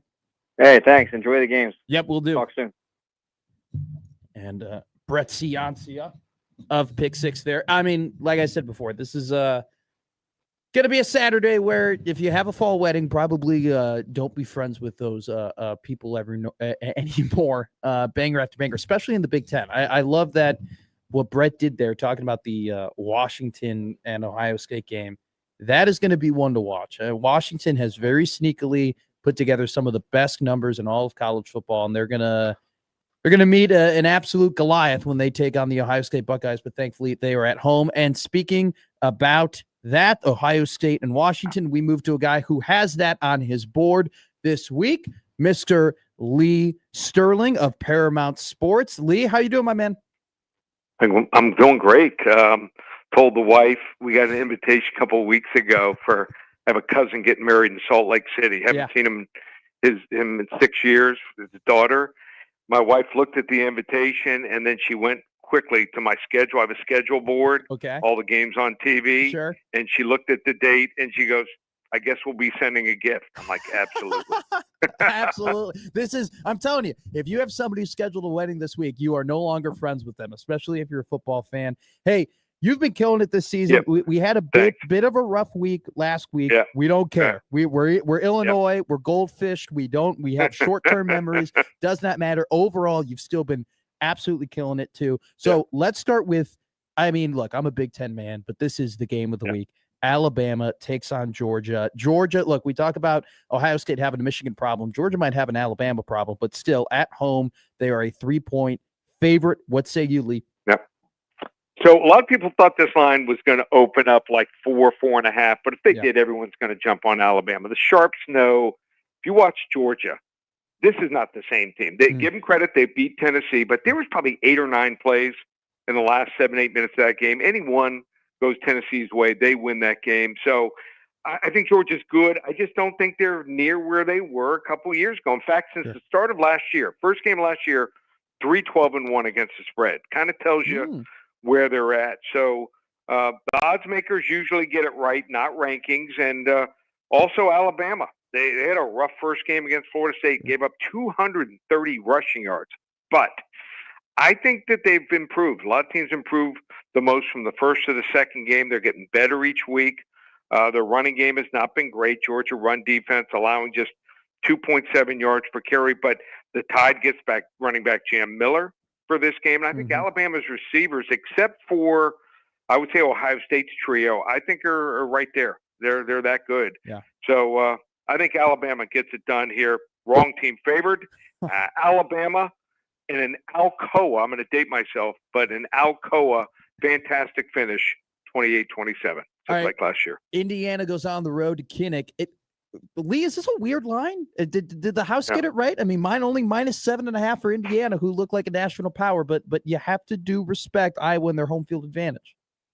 Yeah, I think that you're going to see the public on Indiana. I think this line's going to go up, but as good as they've looked, playing at Iowa, playing a very good defense, and if Iowa can limit them 3 or 4 times to like 2 or 3 yards on first down and get them in some second long third long situations. I think they're going to be able to get off the field a bunch. Wow. Okay. I don't know if they can win the game, but their defense and special teams are elite. Mm-hmm. Their offense is better than you think. So I thought that they would rank right in the middle as far as points scored. Nope, 24th in the country right now. They're 20th in yards per play. So they're much improved, and they run the football. They have a quarterback that can do a little bit of everything. And I think it might be good enough. These teams haven't met since 2021. And I respect Indiana, love what they're doing, but I think their coach is going to probably end up moving on to a bigger college and a maybe a $10-12 million payday soon. I think Indiana's going to win this game 26-20, but Iowa covers. Penn, I don't think any singular person has a bigger week than James Franklin here. Penn State takes on Oregon in a whiteout. They're in a 3.5-point favorite lead. Yeah. He loses this game. Yeah. The heat's going to start coming down. He's playing at home. He has a lot of things working for him. They're coming off of a bye. It's a whiteout. If this was Oregon's team last year, they go in there and beat Penn State. Mm-hmm. But they're young this year. Dante Moore's talented. This might be the game. Who knows where? I'm not saying it blows up, but might turn the ball over a couple times. Their run defense is good, not great. Northwestern in that game, their only road game, they were able to run some on them. And Northwestern, let's be honest, they're junk. They're terrible. And you look at the game last year, the Big Ten championship game. Watch that again. Yeah. Penn State ran for 292 yards in that 8-point loss. You're right. Singleton and Allen had big games, but just couldn't throw the football. Their receivers got no separation, but this year they did in the portal get Trevor Pena from Syracuse, K-Ron Hudson from USC, and those two guys have totaled 27 catches. The X factor in this game, Jim Knowles. Okay. He's not a player. People don't know that name. He's a defensive coordinator for Penn State, and he was at Ohio State last year. In the second game, he figured out the Ducks. I mean, he came with a completely different blitz package and figured out finally how to shut down that offense. I like Penn State. James Franklin is king for a day, 24-17. Hey, sneaky game of the week. Ohio State goes on the road to take on the Washington Huskies. Washington very sneakily might have the metrics to not only just cover this lead, they might be able to win this game outright. Have you guys ever been to a game out there? I haven't, no. You got to go. I mean, I went twice. One of the times was the 2000 Miami-Washington game where Washington upset Miami. It is a loud, incredible place to watch a game. If you can tailgate on a boat and then literally walk about 40, 50 yards to the front gate, it's really cool being on Lake Washington. I mean, the scenery is second to none. When you're sitting in the stadium, you got a lake right next to you. But I don't think this is one of their best teams. Okay. I think they're a year or two away. I love Damon Williams. If he pulls out a win, he's going to catapult into the top three as far as Heisman. He is that talented. And Denzel Boston and the receiver and running back Jonah Coleman are great. But other than that and a couple cornerbacks, they're just not that good. Their defense gave up 21 and 24 points to Colorado State and Washington State. I think Ohio State with Julian Sayin and that trio of receivers, I just think they're just unstoppable. I think they pull away late 35-24. Here's a sentence that I don't think anybody thought I would say at this point of the year. Loser of the Ravens and Chiefs game will end up being 1-3. What do you say, Lee? Who do you think ends up kind of falling behind in a playoff race that maybe we didn't anticipate? So I think both teams, whoever loses, will still get in the playoffs. Sure. And if I'm Baltimore, I'm actually more concerned. Kansas City's going to start getting their receivers back, from injury and suspension. Baltimore's defense, you're only as strong as your weakest link. And that defense, I mean, they were on the field for a long, long time. In fact, with like 5 minutes to go in the first half, Baltimore's offense had only been on the field a little over 5 minutes. So they played on Monday night. Now they got to go on the road. When they played last year, Kansas City was a 2.5-point favorite. Have these two teams changed that much? 5.5 points? I don't think so. I think Kansas City's offensive line did a really good job. If you go back and watch the tape against the Giants, very underrated and talented defensive line last week. So Kansas City's defense, we know, is top 3, top 4 in the NFL. Low-scoring game. Wrong team favored. Chiefs upset Baltimore, who shouldn't be favored 24-20. All right, Lee, your game of the week is a ranked Big Ten showdown. USC goes on the road to Champaign, Illinois to take on the Illini. How can the public get it? How about this? First 5 callers that call 800-400-9741. We'll give them the game for free. You want to get USC and Illinois, huge game for both teams. Just call 800-400-9741. In fact, I love the game tonight, too. Florida State and Virginia. Is that a trap line? Florida State only laying 7. Yeah. I'll give you both games. Call 800-400-9741. We're on a roll on our service plays, the executive phone service.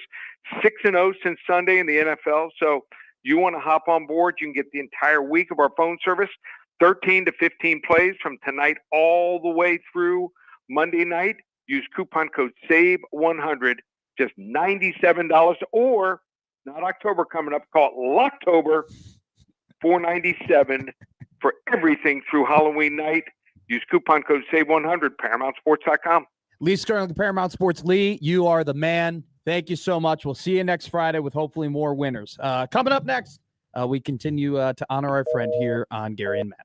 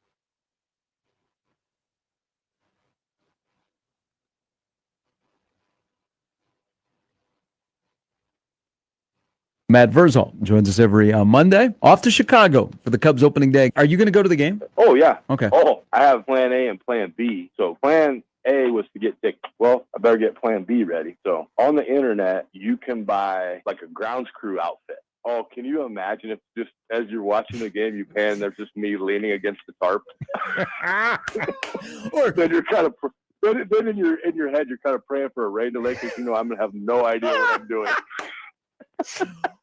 or the like Marquee Sports is on the field doing the pregame, and all of a sudden in the background, there's Verz holding part of the hose as they're watering the infield. Here comes the fourth inning. Is that Verz changing third base? In between innings, I'm just out dabbing up hobby by us. Myself, it's really awesome.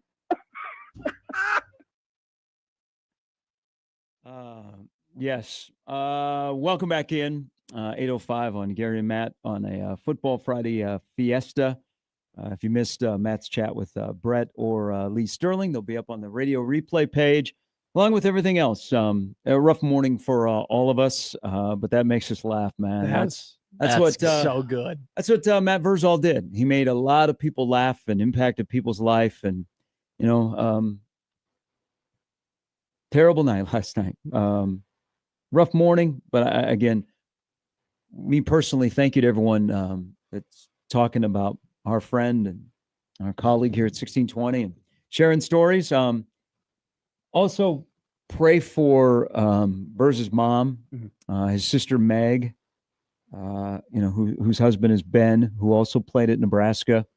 Verz, of course, played at Nebraska, and two kids who, man, I feel like I've known them since they were little kids, and Max and Cash as nephews, who Verz adored. Took them on trips. Was mentioned earlier, they went to Target Field, they went to Detroit, went to Chicago. Max is a member of the Nebraska baseball team. Cash is an athlete as well. They were both great athletes at Lincoln Southeast. Verz always said the best athlete in his family was not the one that went and played football at Nebraska and got 3 letters and was on a couple of national championship teams, but it was his sister Meg, awesome. Whose husband Ben Butenbach was a stalwart as well. He was a member of the '97 national championship team. So the Verzes are winners, but keep Verz's mom, his sister, his 2 nephews, everybody else, all of his loved ones, as we're all doing this morning. But that's good stuff. I do remember that conversation. We gotta keep playing those clips. I'm still when you were. I felt bad because you were saying some great things, and I still was chuckling in the back of my head because I'm thinking, did Verz give the inspiration to the kid who was behind the plate as an umpire? And I'm kind of combing through the entire files for stuff. Was that the first stone? Verz joking about being a grounds crew member. Somebody listening and be like, "Oh, I'm gonna have my kid dress up as an umpire behind the home plate." It's too funny. Very much old school. Not everybody agreed with the old school. Him and I got into a shouting argument on air because I was promoting 7-on-7. Yeah, and I quickly came to find out that Verz is not a fan of 7-on-7. So I wanted to turn the spring game into 7-on-7, and he shot me down and told me to come to the store so we could have a conversation. I mean, very much old school, and he stuck with it. And, we didn't agree on everything. No. But, man, the guy knew football and he knew people. I loved it when you two would talk about high school sports together and just like the inner workings of high school sports and different teams and stuff like that, because you are so passionate about it. He's so passionate about it, and you would disagree from time to time on stuff like that. But I think that's what was great about Matt, from my time at least. Listening to him and having him on the air is that yes, he would disagree with people, but he was always willing to have a conversation. Yes, he was always willing to talk, and I think that is honestly a attribute that we all need to have. It's fine to disagree. It's great to disagree, honestly, as long as you're willing to have the discourse. And he always was. Well, and people disagreed because he had a former player from Scott who plays at Northern Iowa. And when Northern Iowa was in Lincoln last year, Verz was on the Northern Iowa sidelines. People That's great. But people didn't understand why he was on the sidelines because they did not know about his connection. Support people got upset. And you're right about high school sports, and he was going to be my full-time Friday night analyst this year. And he just, Fridays are really, really busy. As a lot of people hear when he joins us on Fridays, he's got big orders. He can't really get away. He's sometimes in there at Well, 3:30, and 4 especially if o'clock. Scott's playing a home football game because they're busy before and after. Yeah. Like really, really busy. And so he told me, and he was like, usually Verz is blunt. He's like, hey, he goes, I'm sorry. Yeah. And I was like, uh-oh, where are we going? And he goes, I just can't get away. He goes, I still want to do it. So let's look at the schedule. And if there's any non-Scott home game, I'd love to be involved. Tonight was going to be his first night. We were going to be together on the Bennington Gretna call. And he had all the depth charts, and he knows Cam and he knows Joe. Yeah. Two really, really good coaches. Cam is the head coach at Bennington, and Joe Dalton is the head coach at Gretna. He'd gotten in touch with him and was like, hey, I'm going to be there. Yeah. And they're not looking at him and going, oh, there's that Scott guy. They're like, hey, there's a football guy. Yeah. So couple of emails. And again, we'll get you updated here in just a little bit on what's going on with the Ryder Cup and our thoughts on the weekend in college football. Of course, Nebraska is on a bye week. So coaches are out recruiting. And tomorrow here in town, North Omaha, South Omaha, East Omaha, West Omaha, everybody's coming together for our champ. It is the Bud Crawford Day that we will celebrate the parade. And then people are like, I'm going to the parade, and then I'm going to party with Bud because they're having a special, later in the day party that is going on. But that should be a really, really cool event. The weather looks fantastic tomorrow if you want to get downtown and get a glimpse of Bud. But that's in this community. I talk about the loss in our community. Yeah. Bringing the community together from all parts of this city. That's Bud Crawford. He's our champ. So that's the parade tomorrow. Couple of stories here. And this is what we'd like to do. And this is awesome. You can join us via phone on the Prairie Flower Casino Zone hotline if you have a story to share your interaction with our good friend Matt Verszall, 402-951-1620. Of course, on Twitter, at Gary Sharp 1620, at Matt McMedia, and the Equitable Bank inbox at Gary or Matt at 1620thezone.com. Chris writes in, he goes, got a quick story for you. I'm a Michigan grad. Okay. Michigan man. And my wife, who is a Scott, Nebraska grad, suggested Pisons for dinner after I moved here. We went to order, and while we were ordering, a guy behind us kept heckling me for wearing a Michigan shirt. Okay. Verz heard it, and he kicked him out. Yeah. Saying, I don't need that disrespect in my restaurant. I'm not serving you. He said our pizza was on him, and we were always welcome. I'll never forget that. He was a true man of the people, and overall great guy. No matter what team you rooted for, he rooted for values, and I love that. Again, no one. I was about to say, no one ever paid. Like I tried, and I'd go in there frequently, and he would always. You would never. He would walk around, he'd hand out bills to tables. Yeah, never gave me one, and I was like, and so I just leave him. And he did say this, and this was one of our callers earlier. Like I just leave a 20. Yeah, maybe I just had a slice and a drink. He would say, don't take care of me, take care of the waiter or waitress. Take care of them. They need the money. What a selfless human, man. Caleb writes in. Caleb, thanks for the picture. One time about 5 or 6 years ago, my son was in the Bennington club football. One of the coaches reached out to see if he could be a guest speaker and go over some coaching and line techniques. Later, I would thank him as how cool was that to be coached up by someone who really knew what they were talking about. He said, yeah, I caught a lot of hell that going to a rival school, but I don't care. It was for the kids. I thanked him again when he stopped in the place. Great radio guy. Thank you for Caleb for sharing that. Here is Ben. Ben, thanks for the call. Welcome to the show. Morning. How you hanging in there, Gary? Good. Thank you, Ben, for asking. Hey, so my wife and I started going to Pisons after I heard Verz on the station every Friday. And, my kid was born at Lakeside, spent a month in the NICU. The first time I went in there my wife and kid were in the NICU, and Verz noticed that my wife wasn't with me. he sat down and had a nice, I think it was a half hour, 45-minute just conversation about how life was going. And that entire time that I was going there while they were up at the hospital, I don't think I ever paid walking in there. And he means so much to the community, and he made such an impact on me that it's tough to hear he's gone.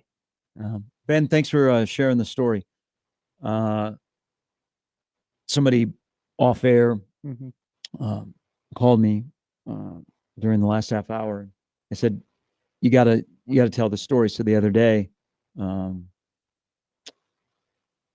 my son was struggling in school, and he said Verz and I know each other, and he went in there, and he knew my son was struggling in school. We had a discussion about him, and he said, you know what? And he got a takeout. He got a takeout order at Paisan, and Verz had slipped in a $25 gift certificate for his son to come in to talk to Verz about getting right in school, because the young man who is in 6th grade wants to play college football, but he's struggling with his grades a little bit. And Verz said, give this gift certificate to him, drop him off, have him come in here, and I'll sit down with him. He said that was on Monday or Tuesday that he did that. And I was like, that's our guy. More stories, and again, this helps all of us. It does. This is from Turner. He said, about 15 years ago, me and my best friend were in college at UNO working at Champions Run as a lowly bag boy club washer. Him and Hoskinson always golfed together. But before he'd go out to golf, he'd ask how school was going. But the one thing he always asked me was, who is your lock of the week? I need some new golf clubs, because he knew I ran my own book, and he obviously dabbled. That's like the best part of where you talking about Verz, right? You talk about how he can be a shoulder to lean on. You can talk about how he wants to be a mentor, talk about how he wanted to teach people. And then you just had a dude, you just had a guy who could have fun with everybody, who could talk to anybody, who was always a good time. And I think that's just, I don't know if I want to call it a Renaissance man, but I think that's just a type of person a lot of people are trying to be, and I because you know him so well and you're so close to him. I feel for you, Gary, and I got you. But this is, like you said, this is great that we can get this all out there and we can talk about it. And I hope, not everybody had the kind of relationship that some of us did with Verz. I hope this morning it's great therapy, and we're raw. I mean, we're not even 24 hours from our good friend passing away. But I hope that people are hearing our listeners tell stories. Yeah. And they're like, okay, I felt I already knew him and had a connection, and I really didn't know him. I'd never met him, but I knew him on the radio, and now you guys are telling stories, and I hope that's the case. Let me read a tweet here. Yeah. This is from Brett, who is from a family. Their last name is well known in the Grand Island area. Tweets, this one hurts. I had the privilege of watching him grow up playing football, and he was one of my older brother's best friends in GI. Later, I got to see my own kids work for him at Paisans, and they absolutely adored Verz. Our hearts are broken. Hashtag 308, hashtag Walnut, hashtag Northside, hashtag Grand Island. Thank you, Brett. And he would have fun with us because we adopted him here in the 402. Yeah. He is somebody that adored his hometown and would not let anybody take cracks at the 308 or GI. But I always respected Verz when it came to football and life in general, because he had two of the great people that he was around that I know in coaching he held in high regard. Ken Fisher is a legend. The late Ken Fisher is a legend, and that's who Verz played for. And Verz tells stories, not the football stuff, the X's and O's. He tells the stories of life that he learned from Kenny Fisher. And that's one of the first families of football in the state of Nebraska. And then his opportunity to go and not only play for Coach Osborne, but I think even more so playing for Coach Tenneper. And that's somebody who, kicked Verz in the butt when he was a young kid playing at Nebraska. And, Verz never rose to being a member, the starting guy on the pipeline, but he was an important member of the Nebraska football team and winning a couple of national championships and being a great teammate. But the comments that he made and the high regard he had for Coach Tenneper and also Coach Young. And I look at those two. I look at those two at Nebraska, and then what I've gotten to know about Kenny Fisher, and I'm like, man, Verz had so many of their traits. I think for us, like, or just for me personally, right, when we have other guests on, right, whoever it may be, people in the media, there are sometimes where you kind of know what the answer is going to be, and you ask them a question, knowing what the landscape looks like and whatnot, because we're all reading and taking in the same material. Matt was one of the very few where I knew nothing in terms of the conversation that we were going to have, and I just always learned more. I just always learned, whether it be how do you block, how do you practice, how do you prepare, and I think that he more so than a lot of people. I know that sometimes some athletes can be very sheltered in terms of what gets shared out of the locker room, right? He was always willing to have those conversations and educate people and try and make guys like me, 5'10", 150-pound kids who've never, put on a helmet, learn more about how the game is played and how things are taken. And I think that his conversations were just some of those that I learned so much, and I'm just so sad. I'm just so sad that it's just that wealth of knowledge, unfortunately, it's just not going to be here. We'll continue to tell stories. Mike Schaefer is going to join us coming up at 9. So, and I'll let Schaefer tell the story, but I need to set it up before he comes on. So, Mike and Shelby were married on the Exarban campus at UNO, and the day they got married, we had a awful storm roll through Omaha. And it impacted, because I live in that area. Yeah. It impacted our neighborhood where we didn't have any power. Like, all the power was out. And this is the day that the Schaefers are getting married. Sure. And so they scrambled to get power into the facility there on campus that they were using. But Matt Verszall did something that I don't think Mike and Shelby will ever forget, that he did it out of the goodness of his heart. And so I want to lay that out there, so when Schaefer joins us at 9, he can finish that story. It's an amazing story. And then I have to be personal here.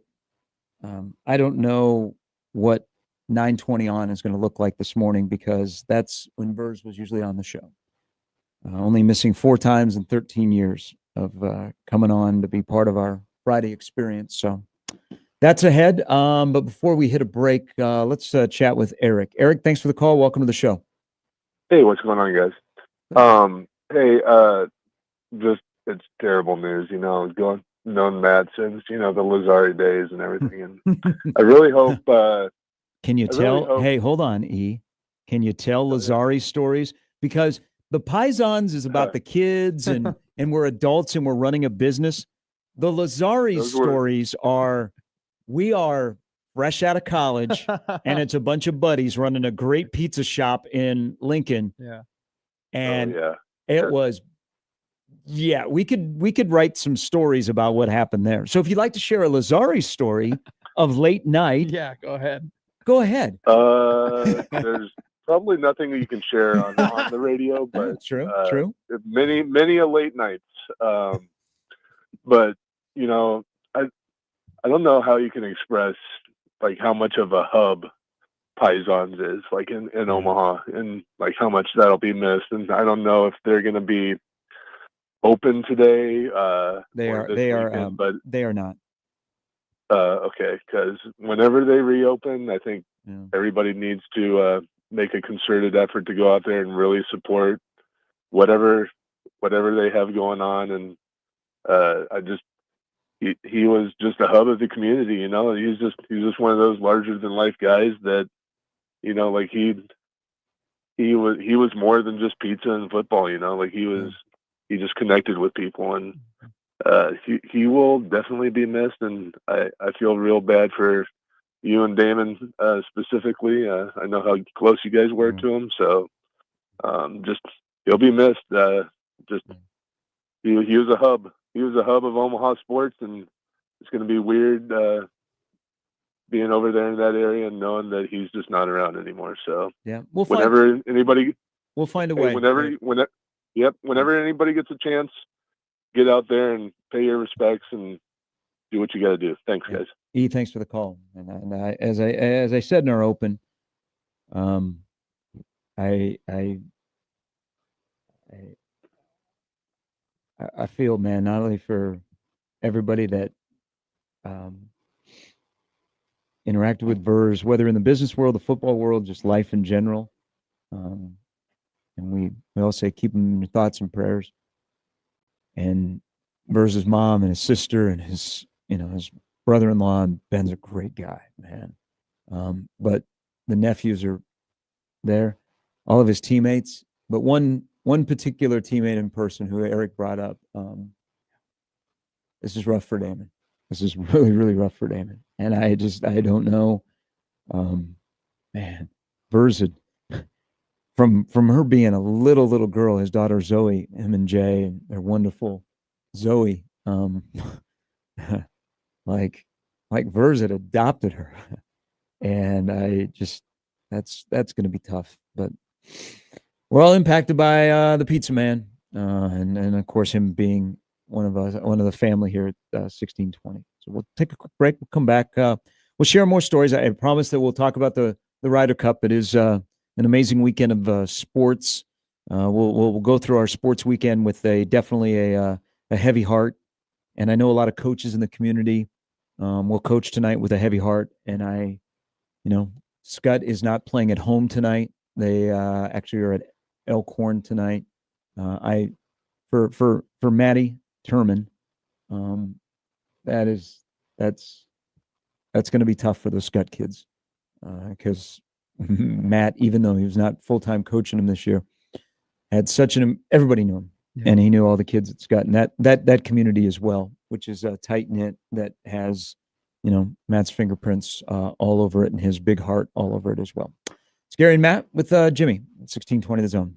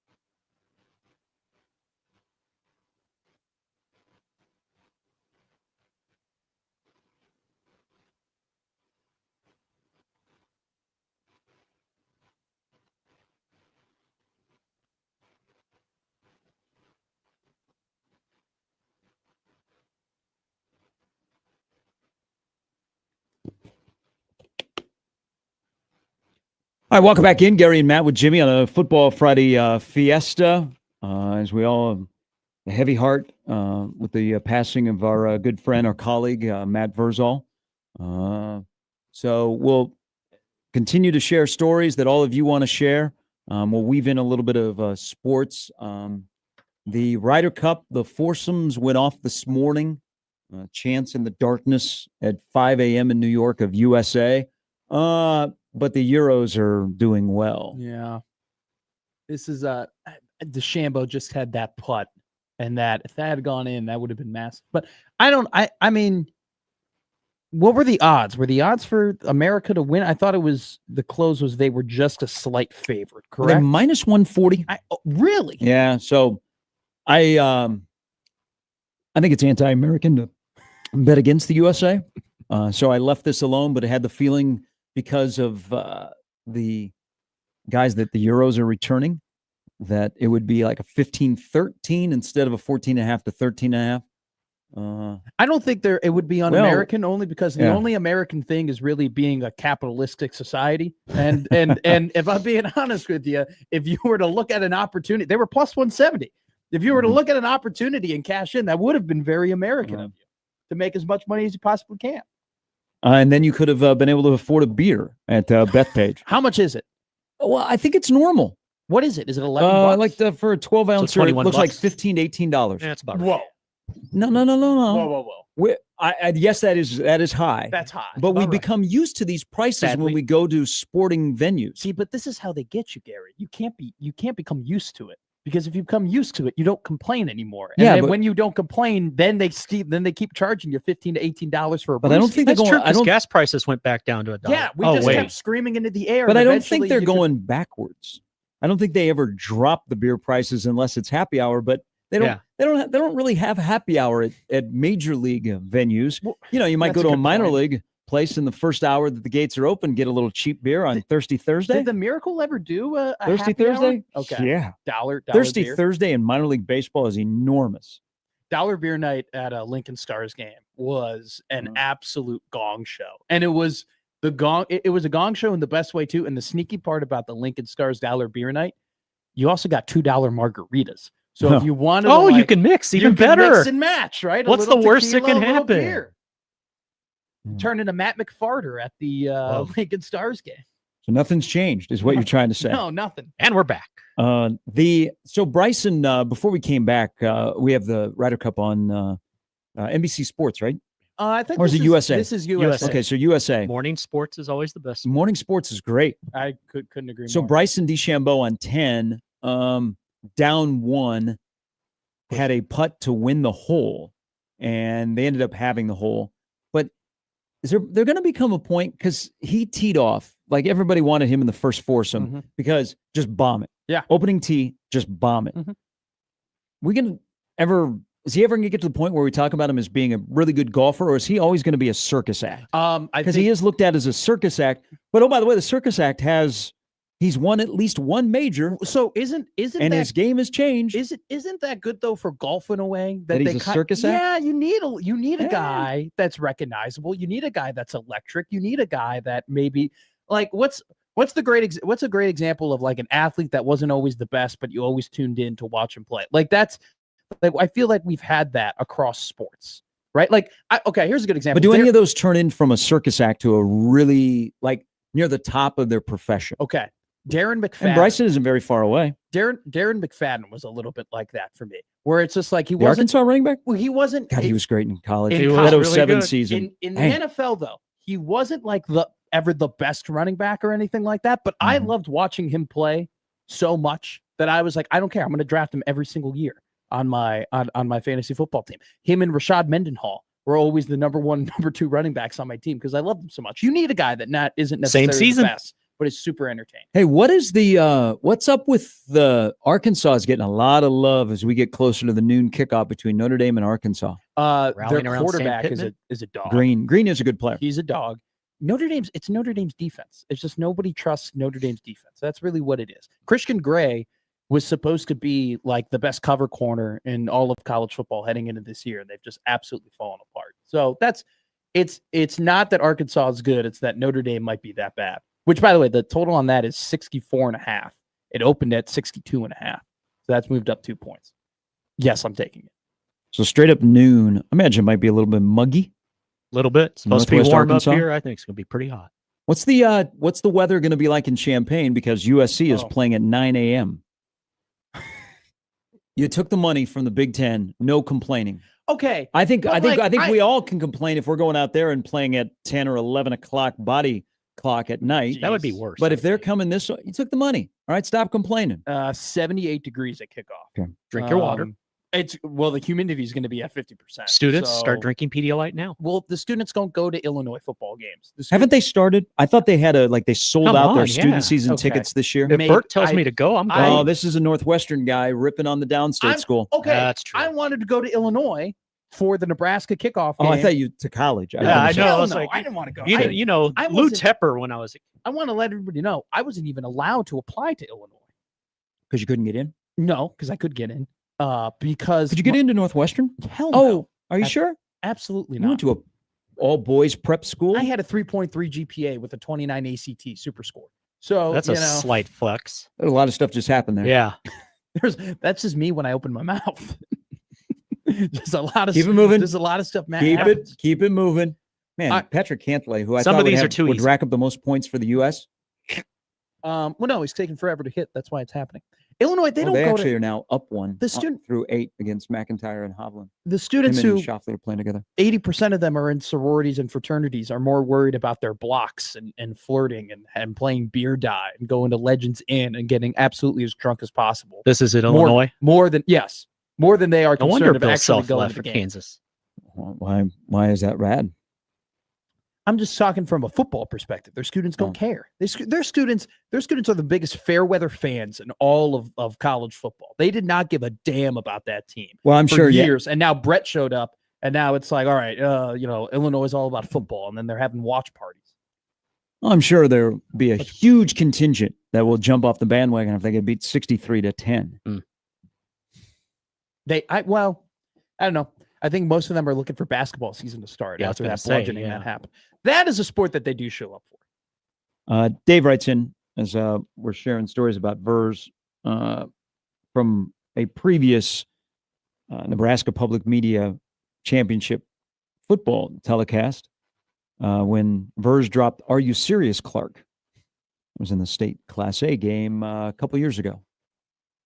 Do we have that drop? Was it no? It was a really good drop. Yeah.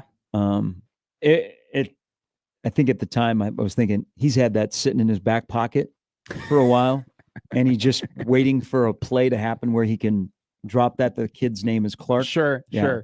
That's a good one. That I don't think there are too many things better than when you're sitting on a joke for a little bit, and you just know it's going to be a banger. You're just buying your time. You're just waiting, then you drop it. Do we have other Verge drops that we can play? Because that grounds crew one, I'm still laughing about it. Somebody should do that, by the way.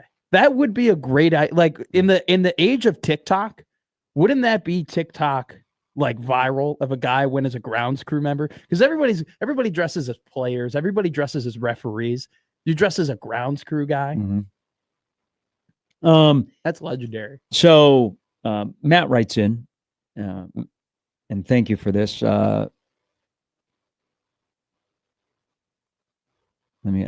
want to sift through this so I do not. Shambo just had a bad shot. Okay, so Matt has worked with Verz before, and he goes, there are 3 qualities about him that stood out. He was always willing to speak his mind, no matter what it was. There was an honest take from him, from everything from the Huskers O-line to the Cubs trading off the 16 World Series team to the best pizza toppings. There was always honesty from Verz. Verz also took no crap because he expected the best from everyone and knew how to bring it out. There were multiple times when producing, and that Matt is a television producer. There were multiple times when producing where he had to scramble due to a bad connection on a tie line, and we're calling in Verz for the show. And off the air, there were a few explicits made that couldn't make air. Always had to keep the delay button ready on a trigger, but that also flowed through the kids he mentored, whether running Pisons or on the turf. He knew how to make people better from iron sharpens iron. There were times, so Verz continued with Husker Hangover. Husker Hangover used to air on 1620, and then Verz kind of took it in-house and was doing YouTube exclusive. And there were times, because he would go, Verz would, late night Saturday night. So wouldn't necessarily make it into the zone. Sure. So he would it was easier for him to go to the shop. Yeah. And the connection was always wasn't the greatest. Yeah. Yeah, that always was kids learned some new words. He also, if he had a bad connection, he would, most of us that sometimes run into bad connections, we kind of hide it. Yeah. We just got to do the job. You got to get done. Not Verz. Verz would let you know that the equipment sucks. Okay, that the connection is bad and it's not his fault. He made fun of our phones multiple times when he would call in, being like, everybody tells me that I'm talking like I'm underwater. I think you got a problem over there. That's funny. More from Matt. Matt, thank you very much for sharing this. And I agree with you. This is good therapy this morning. He was always willing to help no matter the situation, no matter the context. He was willing to help. Didn't matter where you were from. Could be a 6-man football freshman or a 5-star O lineman. Yeah. He was willing to help and give his experience and knowledge to anyone who was willing to listen. He promoted the small town football. He excelled at getting the names of those who were big time out as well.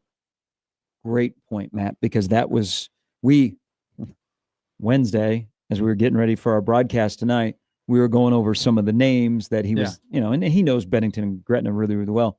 That was an important thing for Verz, because Verz was a small town guy. Yeah. And so the opportunity for these kids to be on a broadcast, he wanted to make sure that they got the attention they deserved, any story that was told, or most importantly, that their name was pronounced well. A family man to a fault, and he kept those around him that were like family. Matt, thank you very much for sharing that. I loved it when you two would talk about the Shrine Bowl, because that was very important to Verz and the experiences he had there. And I think that anytime you guys talked about it, he would express how it needs to be important, how you need to have that exposure, and you need to show that, these are the in-state kids who are performing at a high level. And I don't think he ever explicitly said that he hated recruiting rankings and stars and whatnot, but it was always funny when I would ask him about stars and I would ask him about recruiting rankings, and he would just blow by and be like, "Kid, it's about when you put the pads on and if you could play football. I don't care what you look like in your underwear." That was always a good time. Always good. And Verz always said he was lucky to have Phil Ellis, who played with at Grand Island, who went on to be a Husker. He'll say, and I hope Aaron is listening this morning. Aaron Graham, great center at Nebraska. Verz is pretty honest. He said, I thought Aaron Graham was a dick first time he met him, but that's just who Aaron was. And then you got to know him, and he's like best of buddies. Sure. And guys like Damon and Johnny Vedral, Clinton Childs, close to Verz. But I'm glad you brought up the Shrine Bowl. And, the Shrine Bowl, from the time when those fellas played in it to where it is now, is completely different. It's unfortunately not as big a deal, just because, landscape of high school kids going to college and going earlier. And, back then in the 90s, you weren't early enrolling. Sure. You would go and probably work out in Lincoln, but Coach Osborne would let you go play in the Shrine Bowl. So you go play in the Shrine Bowl, and then the Monday you would be in Lincoln, you would check into the dorms and you'd start practicing. They used to have a ramp up to when the whole team joined the rest of the team. Sure. And so the freshmen would practice early. So, get your feet on the ground, your head's not spinning. Yeah. And then the varsity comes in and you're like, oh no. But Verz, the Shrine Bowl has always been important to Verz. And to this day, and he had me signed up for a chicken wing eating contest for the Shrine Bowl a couple weeks ago. He's always been a proponent, and he's one of the guys, because of the kids that he coaches that play in that game, who go out to Kearney. Now that's moved from Lincoln to Kearney. But he always talks about the experience of, and if you look at the list, it's an amazing list of guys his senior year representing Grand Island that played in that Shrine Bowl. Yeah. And the offensive linemen that all came in, like Jeff Ogard, Chris Dishman, Corey Mikos, they all played in the Shrine Bowl together. Yeah. So the Shrine Bowl has always been near and dear to his heart, because it was also Shrine Bowl that, included others on the roster that, friends to this day. And so I'm glad you brought that up, because he has always been a huge proponent of the Nebraska Shrine Bowl. whether it is in Lincoln Mhm. or, now in Kearney, and making sure that continues to be successful and continues to be around for the cause that it is. And I forget what interview it was or like what date it was when you guys were talking about it, but he told a great story this year about how he met a kid who was in the Shrine Bowl who came up to him, who shook his hand, who like met him, hey, nice to meet you and whatever. And I always appreciated that if you were a younger athlete or younger Mhm. person and you did right by Verz, he made it a point to make sure that you were rewarded for that. And I think those were whenever we would talk about younger offensive linemen, not necessarily Yeah. when I would ask him questions, I rarely ask him about Justin Evans or Rocco Spindler or anything like that. We would talk about Sam Sledge and Machachek, younger guys who are coming up. And I think those were the conversations that he kind of relished the most because he wasn't just a player development guy. You can tell he was a human development guy, and he just wanted to do right by anybody he could. And man, these last 3 hours have been incredible because we've now gotten 20 different people via emails and calls and stories of how when you needed it the most, he was willing to just do whatever it needed to be done to make sure that you could have the best experience you can. I think that's just a mark of a great human. Yeah, just to continue to add, if you didn't know Verz, this is the kind of person Verz was, and he seemed to know everybody in the football community, but especially guys that played around his time at Nebraska. Mhm. And he had success. He won. He was on 2 national championship teams. Yeah, but he always said, a guy like Mike Anderson, excuse me, who came to Nebraska and played middle linebacker when Nebraska played the 5-2. Yeah. And Mike wasn't fleet of foot, but Mike was a good football player. But he was from GI. John Perella was from GI Central Catholic. Kevin Raymakers was from Norfolk. Mhm. And those are 3 guys that were close to him. But after they won their 2 national titles, he looked into, and he said this, that if he gets to a point financially, he would like to make those guys a ring. Because those 3 guys who played a lot of football on the defensive side at Nebraska, and also characters, especially Mr. Raymakers, they didn't get a chance to win the ring, but they laid the groundwork. Yeah. And I don't know, I guess I never followed up on this. This is a story he told me a long time ago. I don't know if he ever followed up, but he wanted to get those guys a ring.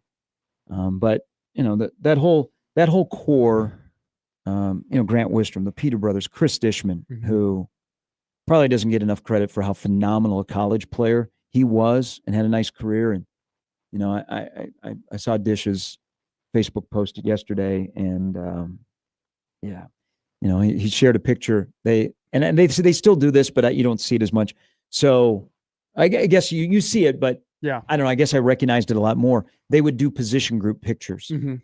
And so the offensive linemen all would take a picture together with their position coach. That's awesome. And Dish shared one yesterday. Aaron Graham, Brendan Stye, Wiegert, Joel Wilkes, just on and on and on of that fraternity of teammates who I know are hurting today. And, they're all going to tell stories. But, Verz, just 30 years later, he was that brotherhood, man. He was tight with all those people.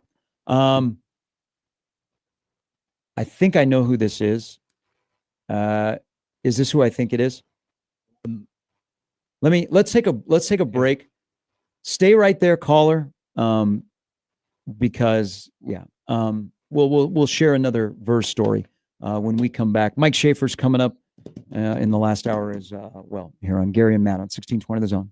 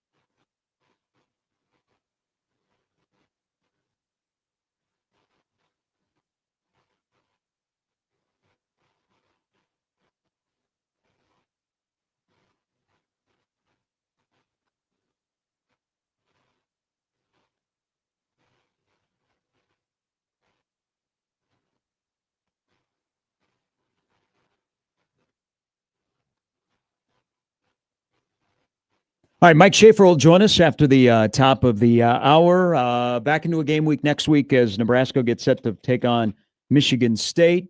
Have we set the line before? And you set the line. I'm going to tell you past history of Nebraska, Michigan State. I will say Nebraska minus 6.5. Okay. Okay. I could see myself maybe. You could probably convince me to move it down to 5.5. Last 5, and Michigan State's had success against Nebraska. Yes. Still wild that Mike Riley's team in 15 beat that Michigan State team. It's still wild that Frost's team in 21 lost that game.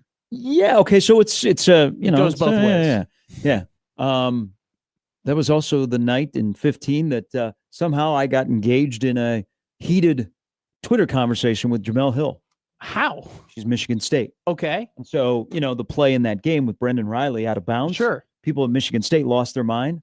And so it became just a shouting match on Twitter back in 2015. But that is like the most random person that I could see you getting into an Well, because I argument. got tagged and then I was all of a sudden, and then she was just being like, Ridiculous. Yeah. What is she doing nowadays? Podcast like everybody. Probably. All right. But the last 5 games have been decided by one score between Nebraska and Michigan State.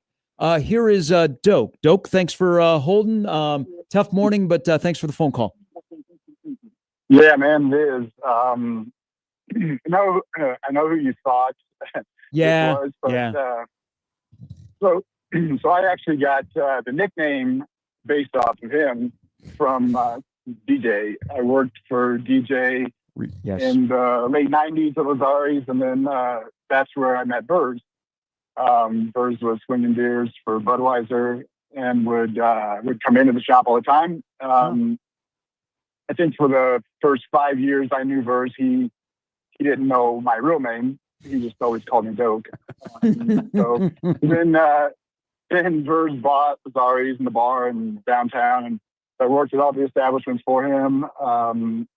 My last week of working for him, there was it was a kind of a funny incident in Lazari's late night that I actually got arrested for. Thank God. Thank God there weren't cell phone cameras back then, because it wasn't. It was pretty funny. But anyway, he about 3 a.m, he bailed me out of jail. That was quite a surprise. He ripped my ass afterwards, but kind of taught me a lesson. And I was 21, 22 years old. So, but he and I were real close friends for the last 25 years. And actually last week, I would always give him guff about how bad his phone sounded on your show. And I texted him last week. I texted him last week before your show, and I said, I hope you got a new phone or something. And he actually called me out on your show. Yeah, he did. Well, yeah, so it was a tough day, but man, he was a good dude. There were so many great stories that happened at Lazari's that we can't completely tell. But those guys that played football in the 90s, they definitely knew where Lazari's were. I have to tell you, so you brought up DJ, and DJ's taking this very, very hard because he's known Verz since Lincoln days, and they have stayed close. And DJ last night, as we were talking and kind of sharing some of our stories about Verz and how sad this is, he did send me a picture of when they opened up the bar in '98 when DJ and Verz were together. I'm like, and I was like, God, you guys were so young. Yep, he sent me that picture this morning. Yeah. Doak, thanks for the phone call and the memory. We're feeling for you, man. You got it, man. See you guys. Deej's involved with Lazari's and then the bar, and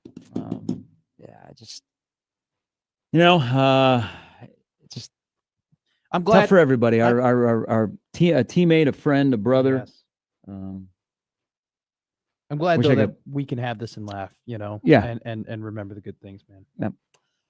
Yeah. Mike Schaefer will join us next. He's got a Verz story from one of the most special days in his lifetime that we'll get him to share. And we'll share more here in the final hour. Thanks to everybody that has joined us this morning. Tried our best to weave in some sports, but we lost a member of our family. We lost a member of our community, and we'll do our best to remember Verz, and but just know that it's going to be tough for a lot of people. A lot of people in the Husker football family. It's an extremely difficult day. Last hour, Gary and Matt coming up next.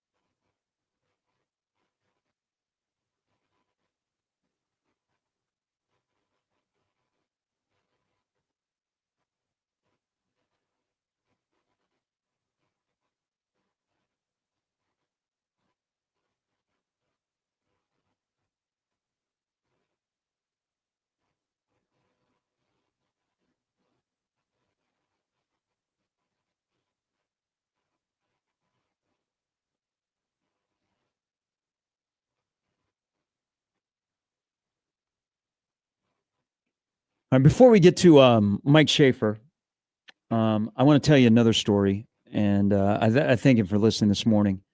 Dan Jackson, who was the head coach at South Dakota State, and DJ, who now he is great hire, by the way. They play Mercyhurst tomorrow before they get into conference play. DJ working at South Dakota State as an assistant, and then Northern Illinois as an assistant, Vanderbilt as an assistant, out to Idaho as an assistant. Being an Omaha guy, he has always recruited the state of Nebraska and the city of Omaha. And every time the DJ would come back, and Coach Huffman at Bellevue West, they're very tight, but DJ would always stop at Pisons. And I always I said earlier in the show, if the walls at Pisons could talk, Mhm. the football people that go in there and the conversations that they have, and Yeah. DJ shares, he would go in, and every time Verz would sit there for hours, sending him names of kids to recruit. And, the Nebraska Jacks have been really good in Brookings.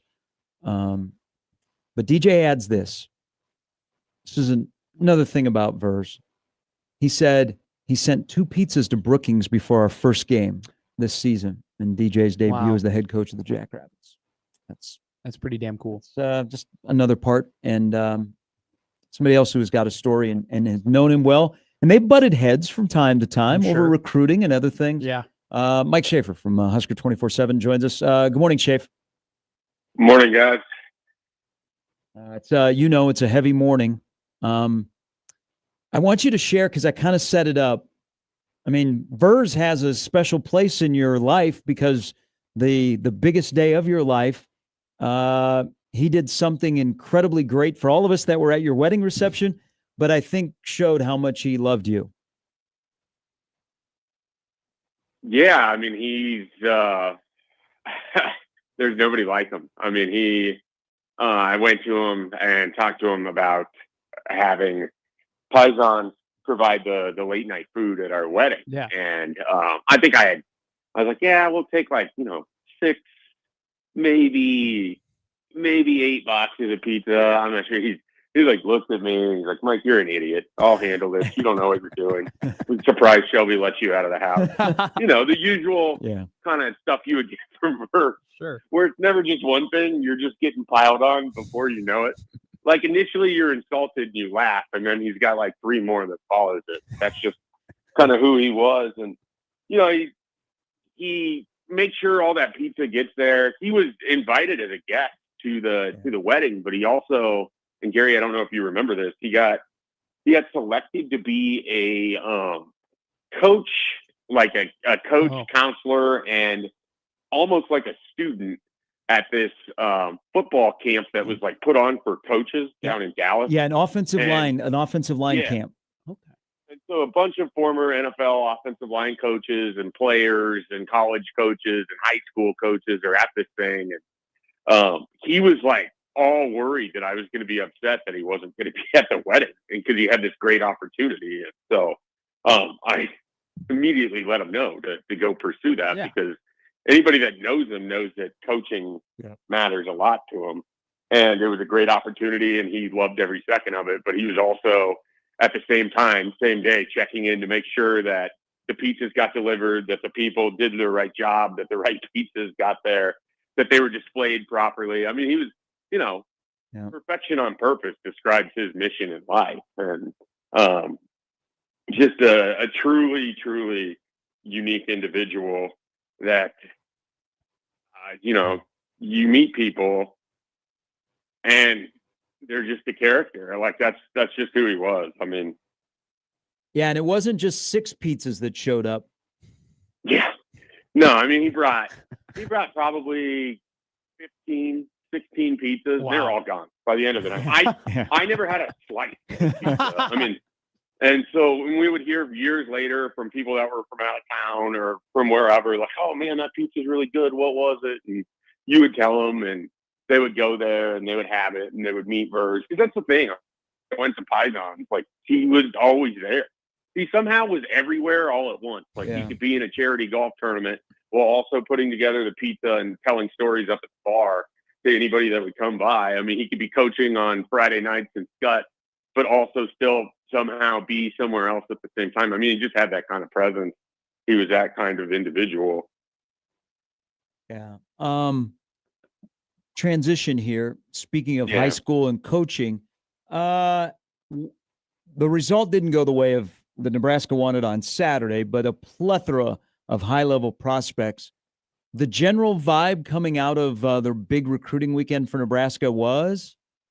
The general vibe is the recruits really believe Nebraska's on the upswing. I mean, obviously, the usual thing that you're going to get out of this, and it was going to happen regardless, of almost really what the result was. But since it was a relatively, I shouldn't even say relatively, it was a close game. It was a 1-score game. I mean, the atmosphere kind of held throughout. And the recruits love Memorial Stadium. They love the environment before the game, during the game, that kind of thing. They love the fan base. That's always going to be there. But I think the big thing is there seems to be a pretty strong belief in this coaching staff, and they're selling themselves the right way. There's a belief that this football team is close to doing some big things. I think a lot of the players that were there left impressed by Dylan Raiola, left impressed by Ja'Cory Barney. I think one of the messages that's both spoken and unspoken in Nebraska recruiting right now is if you're good enough, you're not going to have to come here and sit out. If you're good enough, you're going to play. If you're good enough, you're going to see the field. And maybe not every moment of every game, but the guys that come up from Miami know full well that Ja'Cory Barney and Cortez Mills got opportunities as freshmen. That Vincent Shavers and Willis McGahee got opportunities as freshmen. The wide receivers and the skill position players are looking at Dylan Raiola, and then they also know on the sidelines at the same game as Dayton Raiola, is Trey Taylor, TJ Latif in the game. I mean, so the quarterback position has people fired up. You've got offensive linemen and defensive linemen that came from TJ Latif's high school, and they know full well the kind of talent that he is, and so they're excited about what Nebraska has on the roster as well, and what the Nebraska football program could be doing. So it wasn't perfect, because obviously you would have liked to see Nebraska leave with a win, but the recruits that were there enjoyed themselves. And I think the biggest thing is it set Nebraska up in a lot of situations where that was the second visit for a good chunk of them. There will be a third. In some cases, there will be fourths. And, from there, Nebraska is going to end up, we're going to look at the 2027 recruiting class a year from now. We should mark this in our calendars. There's going to be guys that weren't committed that were on campus for that Michigan game. And that really kind of helped sow in there the opportunity of playing at Nebraska for them. Hey, is there so Nebraska did have a decommit out of the 26 class wide receiver from Sioux Falls. Is this going to be a situation where the 26 class is small so that you can make the 27 class larger?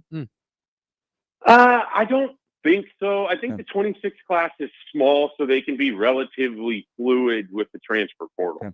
I do think they're in kind of a unique spot with their roster because they're young enough where you kind of want to see what you have, and then you kind of want to see, like, okay, if we're going into the portal, what are we going into the portal for exactly? What is the primary stuff? And then when we're looking at it like, okay, who are some guys we want to take some flyers on? We're going to leave a few spaces available for that. I just think, like, their roster, they don't have that many outgoing juniors and seniors. They don't have necessarily areas where you're like, all right, they absolutely have to go get something here. Now, some people would say defensive line. I think we still need to see the season play out. I think we also need to see some of the players in the back end and the linebackers hit their run fits a little bit better. And I think the conversation the last week and a half would be a little different, or the next week and a half, if you will. So, I think some of it is let's be as fluid as possible when we get to the portal. And then if we need to go get some seniors for win now pieces, we've got the room to do that. And we probably got the money to be able to do it. If we have a pretty good feel for what our roster is and we don't have anything that we absolutely need to go get, then we can be flexible. Then we can try to find some pieces for the future while also trying to get some guys that can help us right away in 2026. So I think they're trying to sort of thread that needle. And I think they also have developed more impactful relationships in 2027 as they've sort of changed over their staff. Remember, their whole defensive staff just didn't have relationships with anybody outside of, Rob Dvorak for the 2026 cycle. So some of it is just as simple as that. Mike, I want to give you a ton of credit because you've kind of been on the Emmett Johnson train, dating all the way back to that one podcast that we did together that you completely forgot that we did. But you have been. I'm not even sure I know what you're talking about. But you have always been on, and it's the correct path in terms of you like Emmett Johnson's talent, but you didn't think that they were using him correctly early on in his career. That the things that you saw on tape when he was in Minnesota as a high school athlete, that they weren't utilizing those skills that you saw. Through 4 games, do you think that Dana Holgorsen is finally using Emmett Johnson in the correct way, or do you think that there needs to be more adjustments on how he's being used? Well, I mean, I think it certainly looked good through 3 games, and it didn't look bad against Michigan. I wonder if there was some different things they could have done with him in the Michigan game to kind of help themselves out a little bit more. I think partly when you're under siege the way that they are, you're just trying to get through it. Sure. Sometimes, you'll talk to coaches and either on the record or off the record, they'll kind of talk about, sometimes a game flow can get to a point where you might have stuff you want to do or you might have planned to do, but you simply don't know if you can because you don't know if it's going to work. You don't know if it's going to disrupt things or make things worse. So it's hard to say for sure. But I think the general idea is I like Emmett Johnson as someone who could kind of do a bunch of things for Nebraska. I worry that they are putting too much on his plate because they don't have other people in the same capacity to be able to help them out at running back. I just don't think they have a true second running back. I think Mekhi Nelson could be interesting. I think there's ways that you can utilize Isaiah Mosey. I have some real doubts that Quentin Ives is a power forward player. Yeah. But those are their options, and they have to kind of make that work because you can't give the ball to Emmett Johnson 70% of the time in power forward play and have him come out the other side and still playing for you in the bowl game if that's the goal. Yeah. Hey, so we're 4 games in, and a bye week, which probably comes at the right time. Let's just get right to the heart of this. Your opinion, 3-1, 8 games to go, still a lot of things in front of them. And they begin a gauntlet before they get another bye. Where is Nebraska at, in your opinion, after the first 4 games? Are they similar to where you thought they would be? A little bit behind, ahead? After 4 games, where is Nebraska football, in your opinion, at?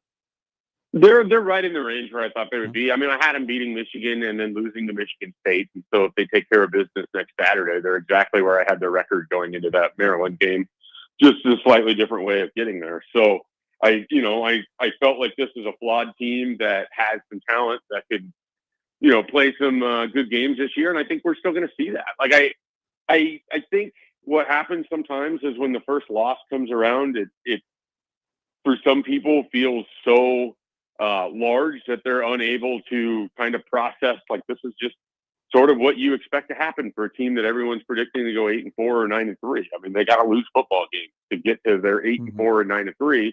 And unfortunately for Nebraska, that was against Michigan, and they didn't look great in some aspects, but they still were right there in that game. Like, that's the part of the discourse that I've had a tough time squaring up is the fact that, yeah, Nebraska could have gotten blown out, but they didn't.